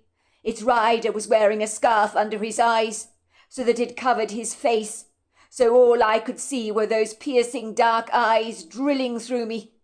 I felt as if all the blood had drained away from my body, as I stared at this bleak, outer-worldly scene before my eyes. The horse rider sat on his horse, staring and staring at me, and then he turned around and galloped away. But for a moment I felt that evil energy cloaking me like a thick, dark veil. It was like nothing I have ever experienced before or since. I was trembling so much I could barely drive home. I knew I'd seen the apparition of Raymond Seymour, and I realized the rumours of his ghostly spectre weren't speculation, because he is indeed roaming the countryside, and the rumours are true. My brother chuckled. "Oh, for God's sake, Fiona, you don't buy into the story of Raymond Seymour, do you? I'm quite sure it's just a legend, and legends are just that. They're not true." "No, it's not a legend," I hissed. "I was there, remember, when Mr. Weatherby told the story to Dad about the ghost of Raymond Sinclair. I knew he wasn't making it up. When he told us about it, his top lip was quivering, his brow was sweating profusely, and he was shaking like a leaf. That doesn't happen if you're making up a fictitious story. I could read his body language. Besides, his wife Kathy told me that he was a gibbering wreck for days after the event, and refused to drive at night for a long time afterwards. He was on anti-anxiety medication, I believe." "Fiona, relax. You're getting very heated about this. It's easy to see things when it's dark. You know that very well. Think about yourself, for example. You have always been afraid of the dark shadows. Even now you are, especially in your room when you were a little girl. Mr. Weatherby could have been seeing things. Remember, it was late at night, early in the morning, you could say. He was tired. The imagination can be cruel at the very best of times. You know that. My guess is maybe he thinks he saw the ghost. But you know what Mr. Weatherby is like. He's inclined to drink a tad too much. And when you're drunk, you can sometimes see things that aren't actually there." I believe him, and so does Kathy, his wife. You know Dad is a skeptic like you are, but he says Mr. Weatherby's account has given him pause for thought. He doesn't believe for a single second that Mr. Weatherby made this up. Dad says he's known Mr. Weatherby since he was 7 years old. He lacks imagination and is the most straightforward, truthful man you could ever hope to meet. So put that in your pipe and smoke it, Clayton." "Ah, is that what this is about? My word, sis, you've certainly got a bee in your bonnet over this." "I'm just sick and tired of your cynicism, Clayton. You're one of those people that will never believe a word anyone says, or anything that's cryptic, unless you see it for yourself. You don't give people the benefit of the doubt, do you? Now where is that owl you claim to have seen?" "Hold your horses, sis. We're nearly there. It's past that bend in the road, not long now. But I need to drive very carefully. As you know, this road is bumpy, and there's a nasty pit somewhere around here. I have to avoid it, otherwise I could do one of my tyres in badly. And my car is new. I want to avoid that." I sighed. "I don't know why you persuaded me to come out tonight. You know I don't like the dark. It freaks me out. And there are no guarantees we're going to see this white owl you keep talking about, if it indeed exists." "I think we have a very good chance of seeing her, sis. Don't be so pessimistic. Honestly, listen to yourself. I'd not make up a story like this just to get you to join me on a nightly adventure. Even I prefer to have less spirited conversations at this late time of night. You're not exactly the most amenable passenger, are you? You're quite prickly, especially after you've just been woken up. I know how much you love owls, sis. That's why I went out of my way to take you to see it. It might be nice if you were a wee bit appreciative instead of grumbling all the time. I don't know why I even bothered. I thought you would be thrilled to see an owl like this." "I told you, I don't like it out here. It's so dark. It's foreboding." "Not long now, sis. We're nearly there, and then I'll take you straight back home, I promise. But you don't want to miss out on an opportunity like this of seeing such a splendid bird. Believe me, I know you'll be thanking me." I was feeling exceedingly frustrated with my brother, who had absolutely no fear of the dark, and he had wantonly brought up Mr. Weatherby's ghostly account, and was causing chills to roll down my spine. I was seriously beginning to wish I had not been persuaded to come out tonight. I was half expecting to see a sighting of the highway robber himself, galloping through the trees, on his black horse, glaring at us through bright red eyes, and I was inwardly begging for this nightly excursion to be over, and the enthusiasm that I had previously engaged in, to see this nocturnal predator of the night, which I held in high esteem, was now whittling away very fast. "Here we are," said my brother, parking his car next to a tree. I noticed a long branch stretched over the edge of the road. It reached out towards us like a gnarled arm. "The owl was on that branch over there," he told me, "but it's gone." "I don't believe it. This isn't funny, Clayton," I groaned. "You told me I was going to see this owl, didn't you? We've come out all this way tonight for no reason at all. Did I not tell you the owl would have flown away, but you would not listen, would you? Now let's go back to the house," I said obsequiously, unable to disguise the irritation in my voice. I knew I shouldn't have come out tonight, but my brother could be so damn persuasive at times. "Hold your horses, Fiona. Don't be so damn defeatist. It's likely the owl has flown into the woodgrove over there. I've got torches for the two of us. Maybe it's hunting. Imagine the mice and the rodents running around in those trees. It's probably like an all-you-can-eat buffet in there. Let's see if we can find it. Perhaps we can watch it in the middle of one of its hunts. Who knows? It's terribly exciting, if you ask me." I stared at my brother incredulously. "Are you completely out of your mind? I'm not going into that woodgrove at this time of the night in pursuit of an owl that has long since flown away. The chances of seeing it in the middle of the hunt, well, that's not going to happen, is it? You're deliriously delusional if you believe that." "Oh, for goodness sake, Fiona, what's wrong with you? You can be just like Mother. So damn pessimistic at times. I'm going into that woodgrove to see if I can see the owl for myself. You wait here." "No, you can't do that. Don't go, Clayton. I'm not interested in the owl anymore. I'm not at all interested in it anymore. I just want to get back home. That's all I care about. And you can't just leave me in the car all on my own. You can't do that." "Well, I'm going to. said my brother. "If you want to come with me or not, it's your choice.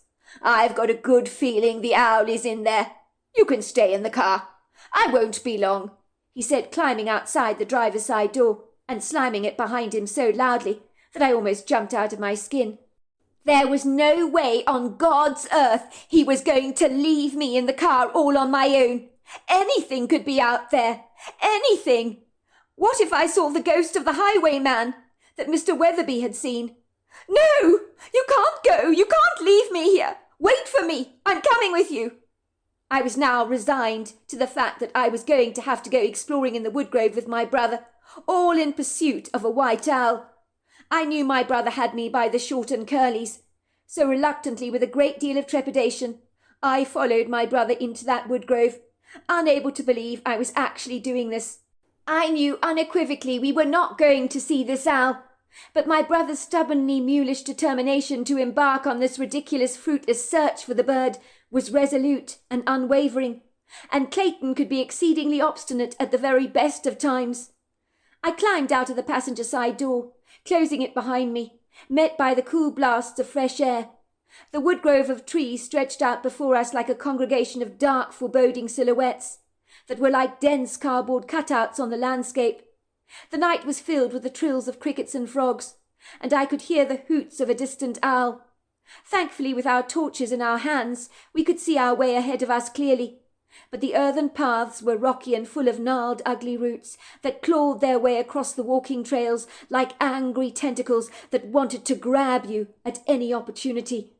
There was a pleasant smell in the woodgrove, a woody pine smell, intermingled with the scent of what I can only describe as sweet jasmine, or something of a similar nature with an intoxicating bouquet.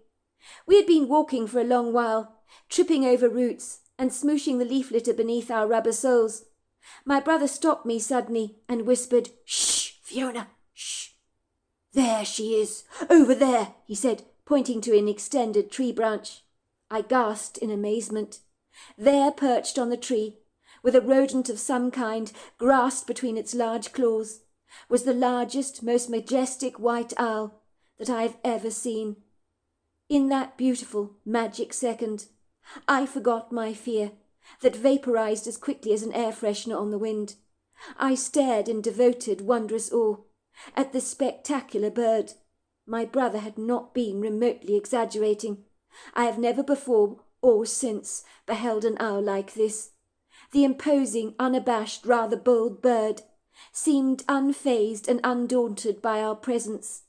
Its blazing yellow eyes focused on us, but she remained valiantly perched on the branch, and was tearing her fleshy prey apart, eating it hungrily, stuffing the lumps of meat into her beak, and pausing gracefully between mouthfuls, as if savouring the delectable flavour, which I suspected was a rat of some kind. I don't know how long we stood there watching this owl, but I do know this: my brother was as mesmerised by her as I was. I suddenly was exceedingly glad I'd come out tonight with my brother. The owl let out a loud hoot, and then ascended masterfully into the air, with outstretched wings that momentarily fanned us. Then she flew away and was gone. I felt the disappointment wash over me when she'd gone away, because I knew I would unlikely ever get to see an owl like her again. I needed to sear the memory of my encounter with her in my mind, so that it would never ever be forgotten. "I told you," said my brother, in a self-congratulatory tone of voice. "I told you she would be here, didn't I? And I was right. Wasn't she spectacular? Have you ever seen such an extraordinary owl before?" "No, I can't say I have," I admitted. "Thank you, Clayton. Thank you for bringing me here tonight. I wouldn't have missed this opportunity for the world. I'm sorry I was a wee bit crabby earlier on." "Well, let's not kid. You were being rather cantankerous. But I'm glad I brought you here, sis," he admitted. "I'm really appreciative of being able to share this experience with you. Now let's get back home, shall we? Before Mum and Dad find out I've been taking you out at the dead of night on nighttime adventures," he teased, giving me a friendly brotherly slap on my back. All of a sudden, everything in the woodgrove changed. It happened so fast, like the flick of a light switch going on and off. Only moments before, the woodgrove had been filled with the happy trills of crickets and frogs. But after the owl had flown away, the forest had slipped into a dark, uncongenial malaise. Everything had become deadly quiet, so inauspiciously quiet that the night itself announced a dangerous presence within its mist. It was so poignant that I could feel these prickles of impending dread trickling down my spine and all over every single cell in my body. The first thing that hit me really hard was the appallingly foul stench that seized my nostrils with a dominating intensity that left me coughing, spluttering, and gasping for air. It smelt of sweat, cheesy trainers, decaying flesh, the smell possibly of a dead corpse, or what I would perceive it likely would smell like. It was a smell that stays with you, and even thinking about the smell leaves me feeling green at the gills. It was obnoxiously foul, so much so that my eyes began to water, my throat burned. I felt as if I wanted to throw up the contents of my stomach, and I very nearly did.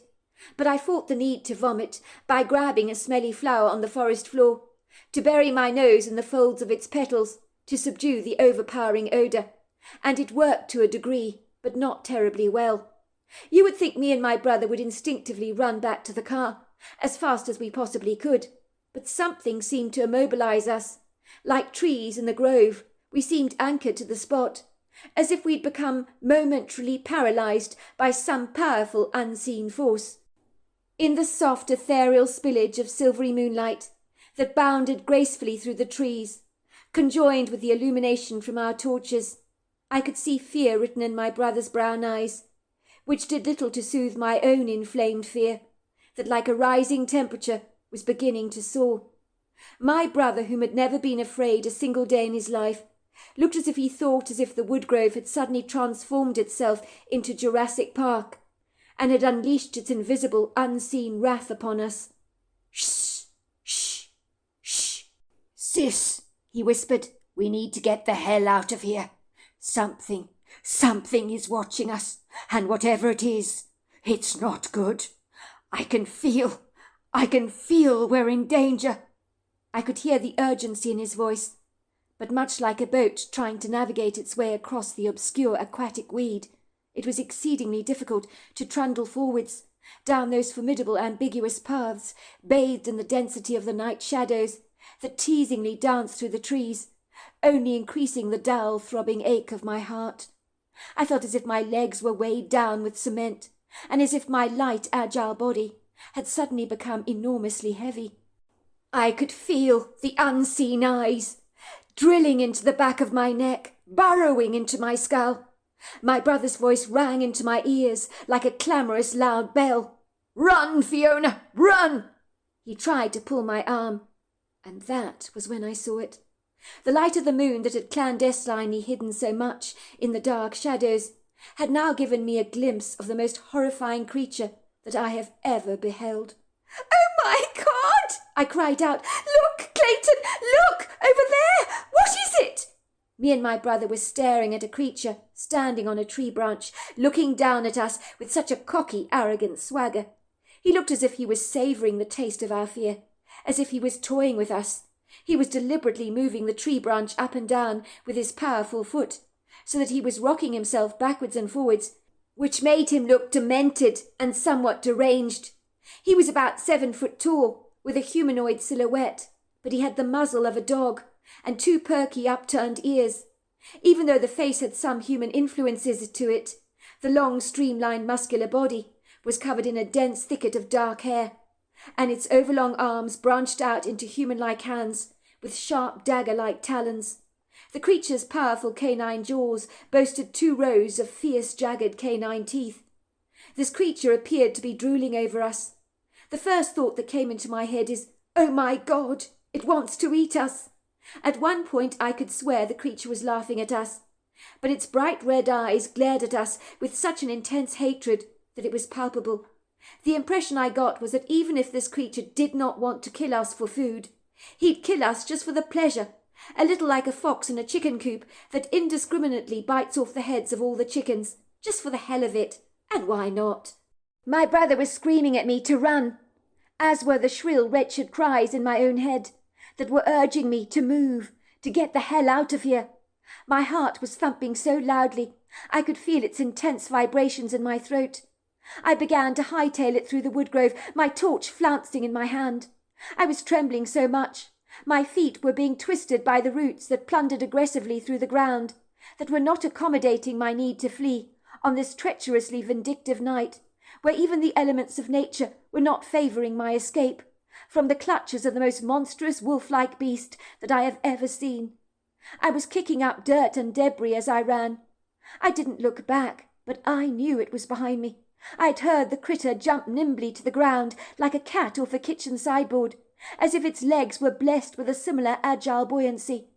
Then it was behind me. I could feel it, smell it, I could hear it. My brother grabbed my hand, and we just ran and ran and ran as fast as we possibly could. With trembling fingers, we locked the door behind us, and my brother immediately put his foot on the accelerator, hard and fast. The creature jumped onto the hood. It was glaring in at us through the windscreen window. Me and my brother began to scream. I could see blood all over the creature's muzzle, possibly from something it had recently eaten. It was angrily banging the windscreen window with its fists, as if it was determined to gain entry in our car. It was so agile on its feet that even though my brother's rubber tyres wobbled and rattled precariously as we sped away over uneven terrain, the obstinate creature remained superglued to the car, unfazed by its jerking movements. We had to get it off the car so we could run over it and kill it, but we knew that that was unlikely to ever happen. "He's going to kill us! He's going to kill us!" I said to my brother. The creature's red eyes were glaring at us. He gave us that "I want to kill you" dagger-like look. He was growling at us. Then the most bizarre thing happened. We heard this rather strange howling sound, the kind of sound that wolves make. It was almost as if something was calling the creature. He then lost interest in us. His attention was diverted by those calls, and he bounced off our car and just ambled away. "It's gone!" I shrieked. "Clayton, it's gone! Drive! For God's sake, drive! We don't want it coming back!" My brother did not need any further encouragement. He pressed his foot down on the accelerator, and we whipped down those country roads with the boisterous ferocity of a powerful wind, hardly daring to draw breath, until finally we were safely indoors. "For God's sake, Fiona," said my brother, "under no circumstances breathe a word of what we've seen tonight to Mum or Dad. We cannot let them know what we've encountered, do you understand? They, for a start, will not allow me to ever drive at night again, and that would be dreadful for me. And also they will kill me for being irresponsible with you, by taking you out at such an ungodly hour of the night." "Don't worry, I won't say a word, Clayton. But what the hell was that thing that we saw?" "It was the devil's spawn," said my brother. "I thought you were crazy to be afraid of things that go bump in the night. I thought monsters did not exist. But you know what, sis? They do. I saw one tonight, and there is no doubt in my mind that we are lucky to be alive. That thing wanted us dead." "I know," I said, feeling too numb and too freaked out to even cry. But believe me, the tears of relief came much later. Right now, I was glad to be alive. I was certain that things could have panned out so differently for us if something had not called out to that wolf-like humanoid. "I don't know," said my brother, "but I will wager this. We will unlikely ever see that thing again. But it wanted us dead. Don't doubt that for a second. But we're alive, and that's all that matters, sis. It seems that Grandpops is right. There are strange creatures out here in the Blue Ridge Mountains, creatures that I had no idea that actually exist in our reality. It seems there's more to this world than meets the eye." The next morning my brother told me he'd cleaned up this green gobby goo and blood all over the windscreen windows of the car. It was a miracle it hadn't been badly scratched up, as that thing had sharp claws, but luckily my brother's Buick escaped with its life. 3 weeks later, I liked Mrs. Doris Rosenberger, although I don't know whether her name was pronounced Rosenberger or Rosenberger, but I'm just going to call her Rosenberger. She was one of our family's good friends, who lived very close to our farmhouse, and was our nearest neighbour. It was the area where me and my brother had spotted that strange wolf-like humanoid, and the spectacular white owl. She had recently divorced her husband Giles, and was very much living a solitary life on a cattle ranch that was run by both of her younger sons. Their youngest son was Edwin, who was my brother's age, and they spent a lot of time together at the Rosenberger Ranch, drinking beer and listening to music in the late evenings. My brother and Edwin had gone to school together, and were the very best of friends who had so much in common, and seemed to ride the night hours together like a couple of witches on their broomsticks, as sleep eluded them both. Mrs. Rosenberger often joined our family for dinner, without her sons, and on this Friday evening she floated into our farmhouse, looking as colourful and alluring as a butterfly on a flower. Doris always made a special effort to look good when she came out for dinner, and this evening was no exception to that rule. The woman was in her early 50s, and was wearing a long cotton cobalt blue dress with white buttons down the middle and puffy sleeves. She was an elegant lady, who had long sleek black hair, caressed with grey streaks, and although her hair was naturally greying, the grey streaks accentuated her face, and gave you the impression her hair was skilfully highlighted by a prestigious hair salon. But she had assured me it was all natural. She had dark eyes and a very bright, fetching smile. "Don't you look wonderful, Doris?" my mother said, beckoning Mrs. Rosenberger into the house. She was carrying a bottle of wine in her hands, which she handed over to my mother. She always brought wine when she came to visit us. "Well, you know me," she said, chuckling. "Any excuse to dress up, and I take it, don't I? I get so tired of wearing jeans and boots all the time. And now we're enjoying spring. Well, the weather is so much warmer, so it's the perfect excuse to dress up, isn't it?" "You look lovely, Mrs. Rosenberger, and I hope when I get to your age I look like you, because if I do I'll be really pleased." "That's very kind of you to say so, Fiona. You've always been such a complimentary young lady, haven't you? You look rather fetching yourself in that pretty white frock you're wearing. And your hair up against your face. It really suits you." "Thanks, Mrs. Rosenberger. I knew you would make an effort for dinner, so I thought I'd also do the same and wear a dress." Soon we were all gathered around the dinner table, enjoying a delicious meal together that my mother had cooked, and on this occasion it was beef and ale pie, served with runner beans and mashed potatoes. It was absolutely delicious, and for a moment all you could hear was the appreciative clatter of cutlery and the clink of glasses as we dived into the food with gusto. After Mrs. Rosenberg had satisfied herself with several mouthfuls of pie, she reached out to take a sip of her Cabernet Sauvignon, and her red lipstick smeared the side of the glass. She took her white starched napkin to wipe the crumbs of pastry away from her mouth. "This is absolutely delicious," she told my mother. "But then again, you are the most marvellous cook. The beef is so tender, so succulent, and I really do like the sauce. I can definitely taste the ale in it. It's fabulous." "Thank you," my mother said. "Now I must ask you," she said, "you haven't had any strange activity on your farm, have you, of late? Your horses, for example. They haven't been acting up, have they?" "What's this about, Doris?" asked my father, raising a brow.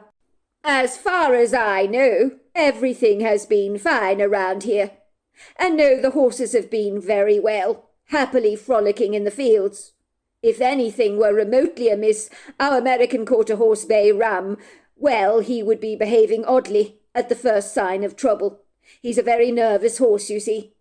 Recently he's been unusually calm, so no, we haven't had any unusual activity on the farm, so to speak. Are you talking about coyotes, bothering your steers, perhaps? Is that what this is about?" "Oh, absolutely not," said Mrs. Rosenberger. "Something a lot more ambiguous than that. But whatever it is, it's unsettled the steers. And if anything upsets the steers, it upsets me, if you understand what I'm saying. I don't want it to affect the quality of the meat, you see. It's not good to have upset animals, although the Chinese have this bizarre notion that adrenaline boosts the quality of the meat. I hasten to say I disagree with that, totally. In my experience, a happy steer produces very good quality meat. Do you know, Duncan, my oldest son, did an experiment once. He'd play his sax on the steers, and we discovered the quality of the meat was the best ever. So now he continuously plays his sax to them. They love the music. It relaxes them. Some farmers who have dairy herds find the milk yield improves exponentially if they play Bach or Mozart to their cows. The night before last, well, something very bizarre happened on our ranch. Has Edwin told you about it, Clayton? She asked my brother. No, he hasn't said a word, said my brother, the lines between his brow beginning to furrow. He didn't mention a thing, actually. Maybe that's because he's still trying to process it all. Poor boy, he's had such a dreadful shock, you see. What happened? Asked my father. I'm intrigued. That's the curious question. I don't exactly know. Edwin goes to bed late every night. I don't know why, but in his 20s he's become a wee bit of a night owl. I think you'd popped over to see him, Clayton, the other night for a couple of beers, as you often do. He said you left the ranch at roughly about 12:30, so you boys certainly do like to paint the night red. I'm the other way round. I like to rise early and go to bed early. Duncan is much the same as me. After a long, exhausting day at the ranch, he's completely exhausted, and the moment his head hits the pillow, he's out like a light. Edwin, on the other hand, well, he has idiosyncratic biorhythms, so he was up and about, and was getting ready to retire. That was when he heard a huge commotion going on with the steers. They were making quite a noise. He knew something was up, so he hurriedly gathered his rifle and ran to the meadow. He said they were gathered together in a group, all the steers, obviously terrified, their eyes focused on something. Edwin had his rifle with him, and that's when he saw this obscure, very threatening-looking figure. He said it looked like a wolf man. I know that sounds strange, but he's adamant that that is what he saw, and I know it sounds impossible to believe, but he's not making it up. He said it was absolutely huge. Honestly, she said, dabbing the perspiration away from her forehead, I remind myself that he'd enjoyed a couple of beers. But he did see something out there, and shot after it. Edwin thinks he got it in the arm. It let out a loud, agonizing screech. In the morning he discovered a long trail of blood over the grass. The steers were most upset, and one of the steers had 5 gashes down its flank, as if something with very sharp, aggressive claws had lashed out at it. Naturally, we called the vet out at once, and he's never seen anything like it before. He was terribly bemused. He couldn't figure out what it was that had attacked the steer. I do not know what it was that Edwin saw, but I am grievously concerned that this thing might come back. Edwin is determined to keep a vigil to see if this thing does indeed return, and if it does, he's determined to take it out. But I'm not sure I fancy his chances. The thing sounds awfully intimidating as far as I'm concerned. I wonder if Edwin knows what he's up against. Me and my brother exchanged knowing looks, but my brother indicated for me not to say a thing by kicking me under the table. But we knew exactly what it was that Edwin had seen that inauspicious night, and if this thing imposed a threat to the Rosenberger steers, it could potentially become a very big problem. Oh dear, said my father. This doesn't sound at all good. My father, you know, he always used to speak of strange creatures roaming around the Blue Ridge Mountains. I never took him very seriously, but it seems I was wrong, very wrong. I think I assumed I knew it all. But nature has a funny way of proving you wrong. Clayton's account. I was astonished and bewildered to hear Mrs. Rosenberger's ominous confession over dinner, and I was grievously concerned for Edwin's family steers, for their bullocks were their livelihood. I pondered over what could be done over the matter to help the Rosenbergers. Edwin was my best friend after all, and I wanted to be there for him, and his family, of course. I was in no doubt that if that wolf-like humanoid had attacked one of their steers, leaving behind angry gashes on its flank, that it would more than likely happen again, and potentially with deadly consequences. Luckily, the steer in question was making a full recovery with antibiotics, but this kind of fortuitous attack was a warning sign that the Rosenbergers could ill afford to happen again. Any rancher will tell you that the well-being of their steers is of paramount importance, and the last thing a rancher needs and wants is steers that are unsettled and very stressed. I was of the belief that stress affects the quality of the meat, and agreed with Mrs. Rosenberger in this regard.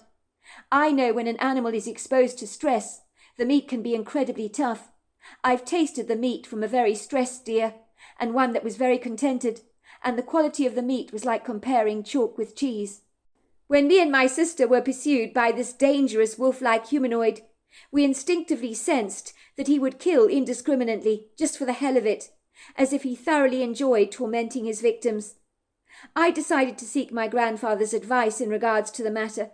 He lived in an old rustic cabin, made from 200-year-old wooden beams, that was not far from our home, and he had mentioned that there were things out here in the Blue Ridge Mountains that he couldn't explain. He told me he'd seen things that are impossible to describe. I wondered if he knew what it was that had tried to attack me and my sister, and I thought it would be very sagacious to seek his advice. For one way or another, we needed to take this thing out, but it might help to know what we were dealing with and what we were up against. So I decided to visit my Gramps at about 7 o'clock on a Tuesday night, but I never gave him any advance warning that I was coming. He was used to spontaneous visitors, and always welcomed someone dropping over for a beer and a chat in the evening. He knew I was the proud owner of a brand new Buick that my father had given me for my birthday, and encouraged me to visit him. "Now you've got no excuse, son," he said to me. "You're an independent young man, with your own transportation. You better come and visit your old grandfather for a chat, hadn't you?" My grandfather was a lot like my father in terms of his generous heart, but he was a wizened old soul, that you sensed knew things about the natural world that others did not. He was very much in touch with nature, and had spent a large part of his life hunting, exploring, and tending to his crops. My grandfather lived on his own. My grandmother had died 5 years earlier from breast cancer, and my grandfather had made the most of his life in the countryside. He believed the Blue Ridge Mountains had lifted him out of his lugubrious melancholia. "Those there mountains and the trees," he said, "they give me a reason to get up every morning. They give me a spring to my step. They're always there to greet me day after day. And if all else fails, they're still there. And that gives me a measure of reassurance," he told us. My grandfather's cabin was set in the middle of this pretty undulating meadow, with voluptuous hills and dips in the valley, and scattered with a plethora of rocks. Colourful alpine flowers buttered the hills, and there were several clusters of trees that congregated together, some now in full blossom. The cabin was made out of old wooden timber beams, at least over 200 years old. It looked very rustic and quaint, and although small was remarkably cosy, thanks to my late grandmother's feminine but wholesome influences over the place. It was relatively dark by the time I parked my Buick outside my grandfather's little abode. I think it was about 10 minutes past 7, but he had already flung open the door when I switched off my engine, and there was a grin on his face that was so wide I was surprised it even fit. He did not hide the fact that he was terribly pleased to see me. My grandfather, whose first name was Russell, was slightly hunched over, and his feeble body rather frail, but his mind was as sharp as a razor. He boasted a full head of white hair, and a leathery sun-kissed complexion. He had a long white beard, and the most piercing blue eyes you've ever seen, that were dappled with such kindness, and became grey in certain lights. He was wearing a grey fisherman's sweater with a turtle neck, that my grandmother had knitted him years ago, and he wore that sweater every single time I saw him, as if he was so attached to the thing he couldn't bear to be parted from it. To be fair, it still looked to be in reasonably good condition. "About time too, son. I wondered when you were going to pay your grandfather a call. I've been expecting your visit," he teased me, arching a white caterpillar eyebrow that was badly in need of a good trimming. "Are you coming inside for a nice cold beer and a good old chat or what?" "Of course, Gramps. How can I refuse?" I said cheekily. "Why do you think I'm here?" My grandfather brought the torch out of his cabin to inspect my Buick. "So this is the car your father brought you for your birthday," he said, examining it closely. "It's a real beauty. I'm impressed. How did your mum feel about your getting a car like this? I can't imagine she was too thrilled about the cost," he chuckled. "Your mother can be as tight as an oyster shell." "I don't think she was very impressed with Dad buying me such an extravagant gift," I admitted. "She thought Dad spent way too much money on me." "Well, I think your father spent it very wisely, if you don't mind my saying. I'm delighted you've got such a lovely car. You deserve it, son, said my grandfather, patting me on the back. I'm not sure I do, Gramps, but it's nice of you to say so anyway. Well, don't just stand there, son, said my Gramps. Aren't you going to come in or not? He led me into the cabin's main room, where a fire was crackling away and spitting happily in the hearth, surrounded by an interesting eclectic collection of upholstered chairs. There were bookshelves in the corner of the room, lined with a vast collection of very old leather-bound books from yesteryear, that looked like they were suspiciously falling apart, they were so antique. My grandfather beckoned for me to sit down on one of the comfortable couches. Then he brought out 2 cans of ice-cold beer, as well as 2 long glasses, which he placed on the oakwood coffee table. He pulled back the ring pulls and handed me a beer, and then poured his own in a glass. He took a swig of his own beer, wiping some of the foam away from his mouth, and studying me curiously with a hawk-like gaze. Why do I get the distinct feeling that your fortuitous visit here tonight is about something significantly more important than a good old chinwag? Whoa, Gramps, I can't seem to get anything past you, can I? Remember you said there are creatures out here in the Blue Ridge Mountains? You talked about that a few times when I was growing up as a boy. I'm afraid I didn't pay much attention to what you were saying. What about it, son? Asked my grandfather, his jaw clenching tightly, his blue eyes widening. Have you seen something? I proceeded to tell my grandfather about me and my sister being chased by a wolf-like humanoid and the strange attack on the Rosenberg steer. My grandfather looked grave. He brushed his hand over his white moustache. I wish you had told me this before, Clayton. That thing could have killed you. You do realize that? You and your sister were incredibly lucky to escape with your lives, if you ask me. I would say from your incredulous story, there are 2 of these things out there. When the creature left your car, he responded to a howling sound. I imagine it was his partner calling out to him. That's why he left your car. You were incredibly lucky, as I keep telling you. 2 of them, I gasped, my eyes growing wider and wider. You are joking, right? No, I'm not, son. There are 2 of them, said my grandfather, nodding. You don't mind if I smoke, do you? He asked. No, of course not, Gramps. My grandfather pulled out his very unique-looking pipe, and with trembling fingers he filled it with tobacco from a pouch, lighting it up with a silver lighter I once bought him for Christmas. There is only one thing about your grandmother, Clayton, I do not miss, and that is she hated it when I smoked. She was always hiding my pipe, throwing my tobacco out in the compost. She never appreciated how relaxing I found smoking. Let me have a jolly good think about what you've told me. Before long, my Gramps was puffing out some white smoke into the air, very reflectively, almost as if his thoughts were caught up in the clouds of smoke that stretched and expanded.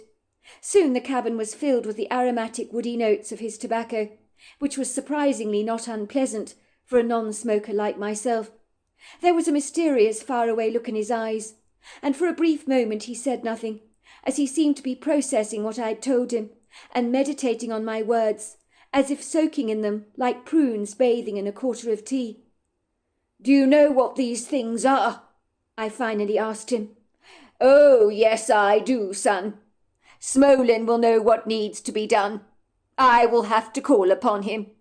I would rather not have bothered him, but there really isn't much choice in the matter.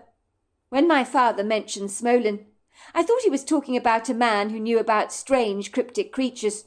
It's not what you think, my grandfather told me, almost as if he was reading my thoughts. Smolin is a Bigfoot. He's a very good friend of mine. I've known him all my life, since I was a teeny bopper. He'll take care of things for us. I know he will. We can certainly rely on him. Bigfoot, I asked. But are those things even real? I thought all that stuff was legendary. My grandfather smiled. That's what people are supposed to think, son. But there is a lot going out there in these woods and in the mountains that people know nothing about. Smolin will help us. We can rely on him. I can assure you of that." "But how will he know you need his help?" I asked. "I will have to call him, my grandfather said. I will try and call him tonight. I've done it before. I will do it again. But I will need to focus my mind on him and hope he picks up my energy signal. If I manage to reach him in my mind, he will come here at once. I would like you to come back to my cabin tomorrow night at about 12 o'clock. Do you think you can do that? Hopefully our problem will be fixed by then. We might have to wait for Smolin until the early hours of the morning, depending on how long it takes for him to pick up the trail of this dogman or these dogmen. That's what the creatures are called." "But you really think Smolin can help us?" "I'm in no doubt," said my grandfather. "Smolin's name means the giant in our midst, and he is one too. He weighs about 1,000 pounds and is over 10 foot tall. That hairy man has strength on him that defies belief. Leave this problem with me. I'll take care of it. Or should I say, Smolin will. I'll tell you this, you cannot take down that creature yourself. Those things are tricksters, and they have strange, unusual powers.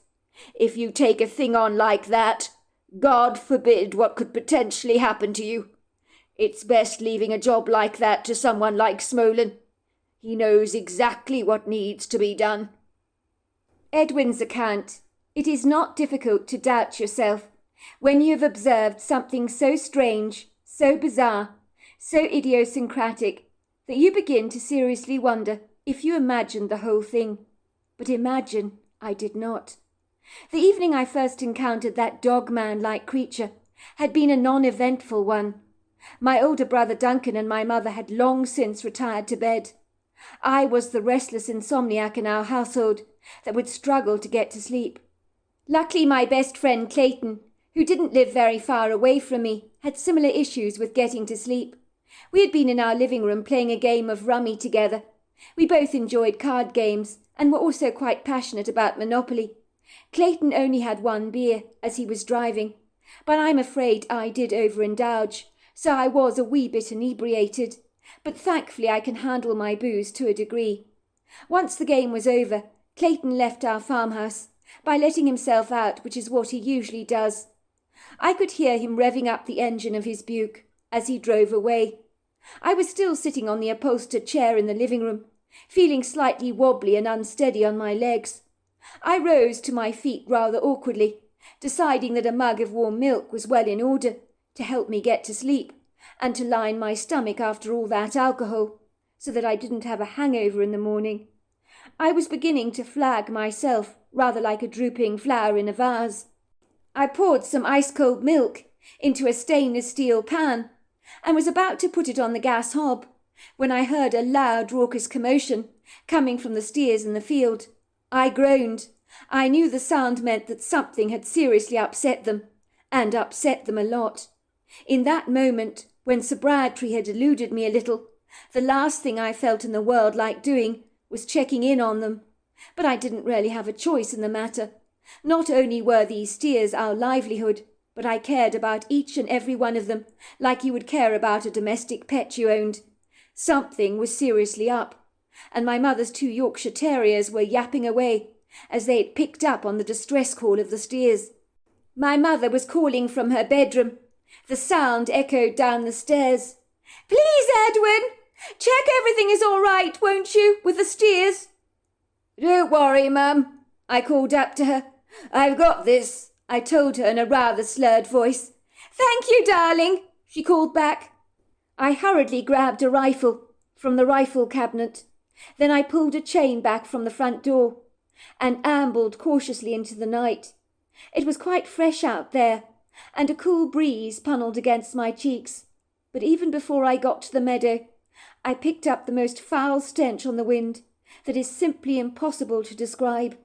It smelt like decaying flesh mingled with perspiration and some underlying sulphurous compounds that reminded me of rotten eggs.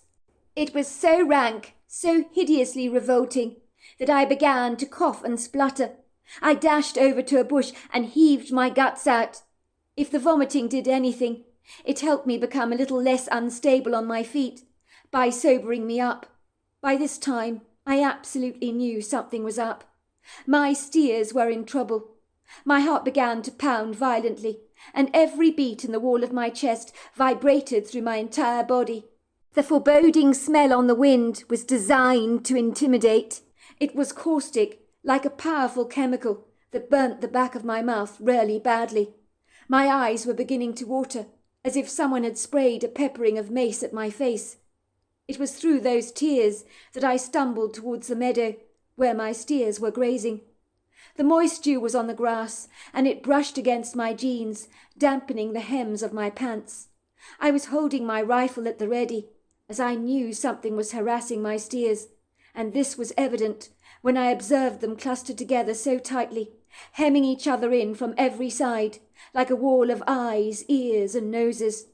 Their dark eyes were fixed in one direction only, and that was when I followed their gaze and saw it. What I saw was so bizarre, I don't mind admitting I rubbed my eyes a couple of times to ensure that I really was not dreaming. What I saw was a humanoid creature, standing on 2 feet at about 7 foot tall, lanky, lean, and muscular. It looked like a wolf or a Rottweiler dog, but with human influences, as if the genetics of man and beast had somehow intermingled to create this absurd-looking monster.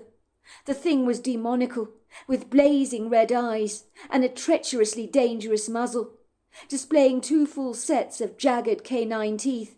And I swear this creature was tormenting my steers, as if deriving great pleasure from causing them distress, as if it offered him some form of entertainment. I was pointing my rifle at the creature when he saw me, and for a brief moment our eyes met, his burning into mine with such a malicious defiance, and then his eyes dropped towards my rifle. There was no doubt he knew what it was, because he began to run away on his 2 gangly legs, with such speed, such agility, such grace. I began to shoot after the creature, most of my spent bullets missing it by a hair's breadth, but one hit him in the arm. He let out the most hellish scream that made every cell in my body rattle. God only knows what it did to the steers. The creature clutched his arm and disappeared into the trees and was gone from my sight. I was not sure that it would die from its injury, but I could live in hope. The next morning I woke up with the clear and certain conviction that the previous night's events had all but been a lucid, explicit dream. I mean, the creature I'd seen could only be made out of the ethereal, illusory fabric of a well-conditioned, very fit imagination. But when I was greeted to the yummy smell of bacon and eggs that morning, the first thing my mother said to me over the breakfast table was, "Did you find out what upset the steers last night? They were making such a dreadful commotion."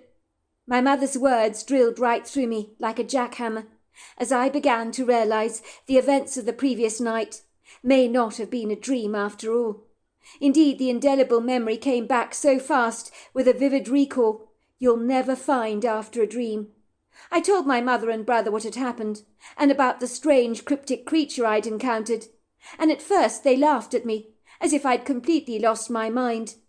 My brother swigged back his orange juice and said, "Bro, you really need to cut down on those beers if you don't mind my saying. You're clearly seeing things. A wolf-like humanoid, please. My guess is you've been trudging down the yellow brick road and gone to the Mad Hatter's tea party with Alice in Wonderland herself, wearing a bright red pair of sparkling shoes. I'm not kidding, Duncan. I swear that is what I saw.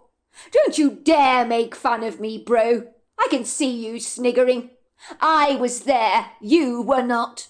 Why would I make something up like this, so that you could have the advantage of ridiculing me, like you're doing now? Do you not think that I don't think I sound as if I've lost leave of my senses? I know I do, but I also know what I saw, and believe me, It was real. But your brother's right, sweetheart, my mother scolded. It's all those late nights, and the booze is going straight to your head. Edwin, you're 22 years old, for goodness sake, and by the sounds of things, you're drinking too much. You don't want things to get out of hand with the drinking. I'd hate you to have to end up at Alcoholics Anonymous like your great-uncle. Mum, I had 3 or 4 beers. That was it. Even so, sweetheart, you should know your limits. You should not be talking like this.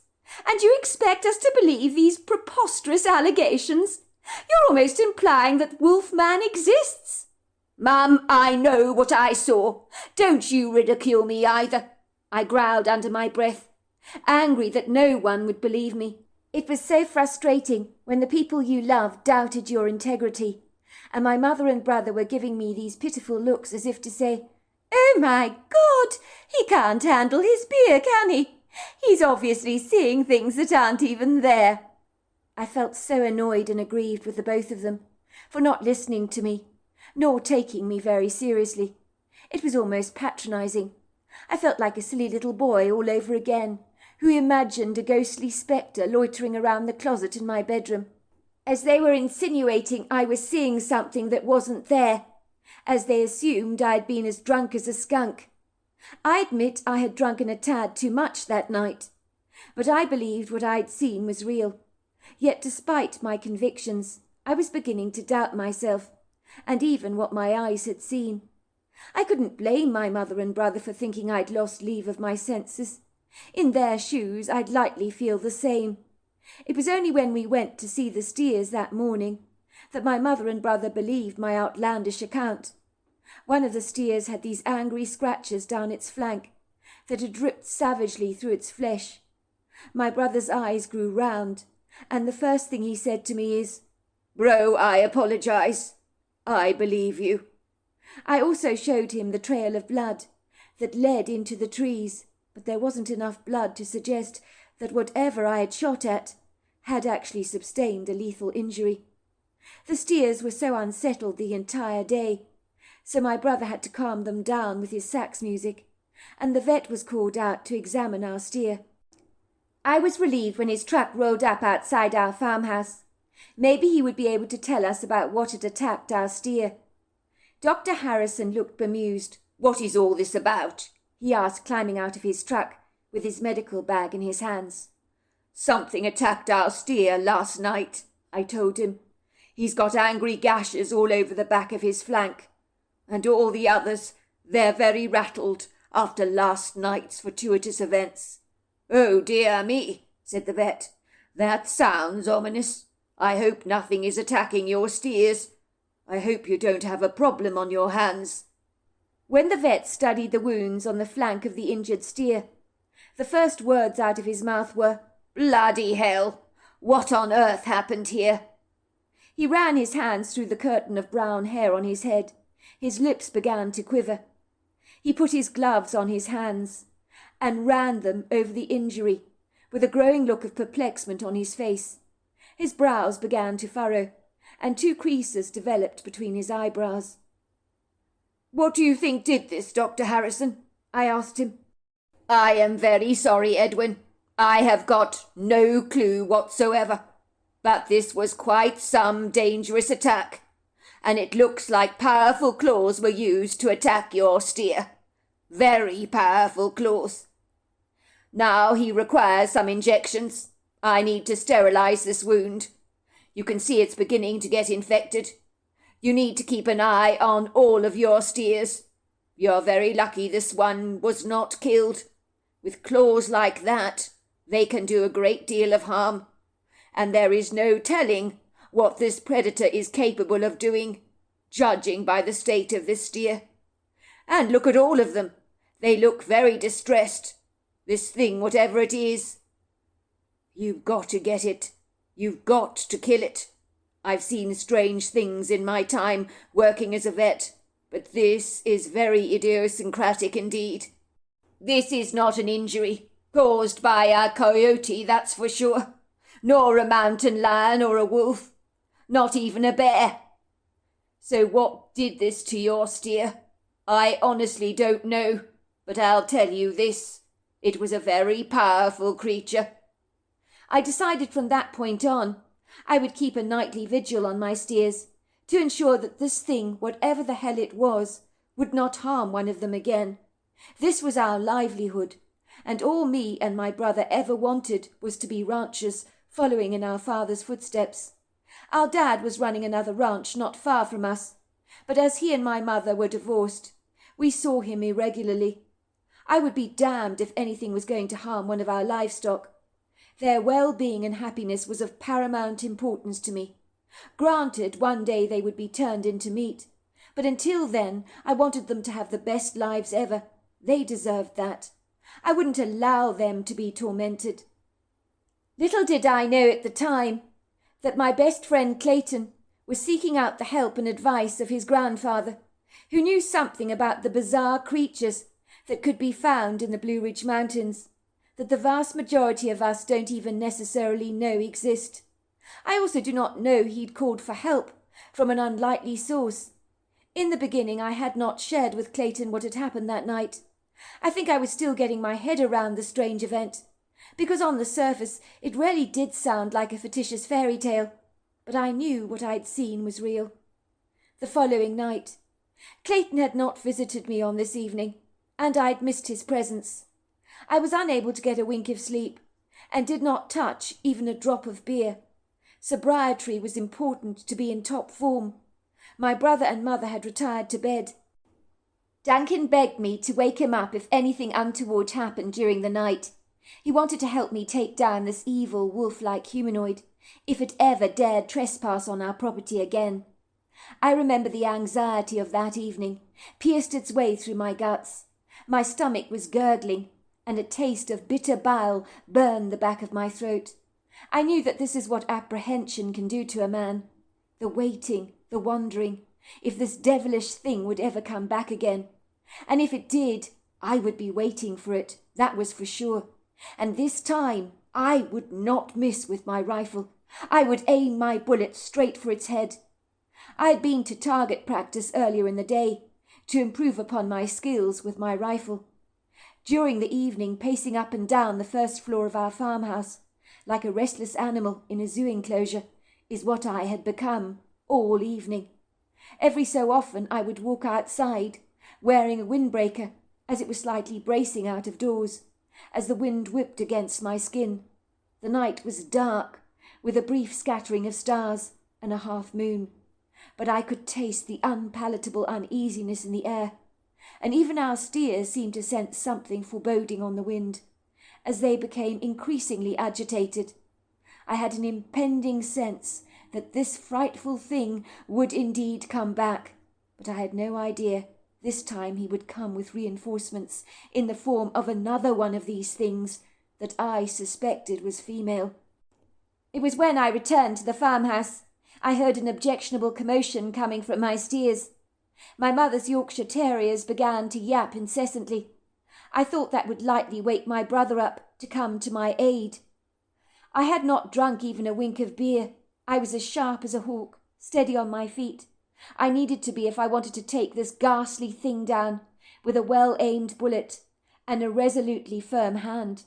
I needed to be on my very best form. I had a profound sense that this insidious creature had returned, and was intent on causing mischief, and macabrely delighting in the fear it provoked in my steers. I could feel my heart literally leapfrogging through my chest, as I hightailed it through the house towards the meadow. The apprehensive steers were behaving like they'd done before on the previous night, gathering together in a large, tight cluster, all eyes and ears focused in one direction. I followed their gaze, and it was under the soft prisms of moonlight and the light of my headlamp that I saw the two creatures. My heart sank. Oh my God, there were two of them. This is not what I was expecting, and was worse than I could have ever envisaged. Both of them were deliberately antagonizing the steers, and moving in on them, like a lion creeping in on its prey, their open jaws drooling globlets of spittle. I'm not sure the wolf-like humanoids had seen me or even discerned that I was there at the ready, with my rifle pinned on the both of them. Their primary focus was directed on our steers. In the blink of an eye, the most bizarre thing happened that rattled me to the quick. My rifle began shaking in my hands, so much so it would have been very dangerous to fire any bullets. Any professional hunter will tell you that. It's not wise to shoot if your hands are shaking too much. All of a sudden, I saw this gargantuan, giant, humanoid silhouette appearing through the black misty spillage of the night, and under the soft trajectory of moonlight, I observed this masterful beast's imposing but majestic and lofty form. There are no words to describe the Herculean size of this thing. I now know it was a Bigfoot, but in that moment I had no comprehension what this thing was. It appeared like a giant man, covered in hair, with overlong arms and a cone-shaped head. Before the wolf-like creatures could even react, he had grabbed one and then the other. One was held by his left hand, the other by his right. These wolf-like creatures looked pathetically small when handled by this formidable giant. They were screaming as they tried to escape the firm clutches of this powerful beast, who held them in both his hands like a couple of wiggling fish. The Bigfoot, with a nimble but forceful hand and a heavy pressure, skillfully put one of the creature's heads over a steer's horn, pushing it through like a needle. He did the same with the other creature, with a swift efficiency, like a fishmonger slamming the head off of a fish in a market. It was quick, easy, simplistic. A crimson blood pooled out of these wolf-like humanoids' heads. The steer, although obviously rather bemused, did not flinch a muscle, even though his horns had been used like a lethal injection. But they were hell of a sharp, that was for sure. Both of these wolf-like humanoids were now lying there lifeless, deceased on the ground. Soon the large congregation of steers gathered around them, their curiosity inspired by their inquisitiveness to examine the carcasses of the threat that had now been skillfully obliterated before their very eyes. I stared in wondrous awe at this huge, remarkable human-like creature that the steers appeared to really like, as if they actually were familiar with him. They weren't remotely afraid of him. For a moment he stared down at the dead beasts, and then threw the two wolf-like beasts over his back, like two awkwardly ungainly sacks of potatoes, and then he glided away, and was gone. My brother by this time had crept up on me. "Is it there?" he whispered to me, his rifle now at the ready. "You're a little late," I told him, "but don't worry, it's all been taken care of. I don't think those things will be coming back." "What do you mean, those things?" my brother asked me incredulously. "I thought you said there was only one." "It seemed that this time they came in a pair," I told him. "There was a male and a female." "You've got to be kidding me," said my brother. "But if you harmed them, where are their bodies?" he asked me, his torch now scanning the meadow with its powerful illumination. "If you look closely, you'll see the blood," I told him. "It's been taken care of. I told you." I think by that my brother thought I was saying that although they'd run away, they were fatally injured and would ultimately bleed out. "Maybe we'll find their bodies in the morning," he said, sounding satisfied. "This I want to see for myself." "Well done, bro," he said, slapping me affectionately on the back. "Well, I'm going back to bed. I don't know about you, but it's been quite a night. For you, maybe, I thought, but for me, it has been quite a night." Clayton, when I arrived at my grandfather's cabin that night, he informed me he had managed to get in touch with his Bigfoot friend Smolin through the power of telepathic communication. He said to me, "I told Smolin what happened to you, and, of course, your sister, and about the steer that was badly injured on the Rosenberger farm. He told me he'd take care of things and bring us the evidence to show us the job has been done and to offer us reassurance." "He's very reticent, shy, evasive," said my grandfather. "It took me a long time to get to know Smolin well. but you can surreptitiously watch him come to the cabin. But don't you dare come outside. I don't want you to upset him." I watched in awe as an ambiguous, dark, Herculean-sized shadowy silhouette approached our cabin. I could hear my grandfather talking to him. He was speaking to him in English, and the creature spoke back to him in a strange language. I saw the black figure soon disappearing into the woods, and once he'd gone, my grandfather told me to come out of the cabin. "It's safe now, son. Smolin has gone. You can come out now." He pointed to the deceased corpses of two of the wolf-like beasts. "I told you Smolin would take care of your problem for you. It was easy to take them down." I stared in wondrous awe at the two creatures lying deceased before me. Even in death they were menacing. Me and my grandfather buried the two creatures, and that was that. The Rosenberger steers were never bothered again. So there you are. That's my story. Well, hello there. I hope you enjoyed the Omnibus edition. We've got many more coming our way for you to listen to. Sending you love wherever you are in the world, in North America, Canada, Kenya, wherever you may be. I send you lots and lots of love. Thank you for listening to my Omnibus, and I really do hope you enjoyed it, because that's the whole idea about it, is to give you some interesting stories to listen to. So until next time, goodbye and good night.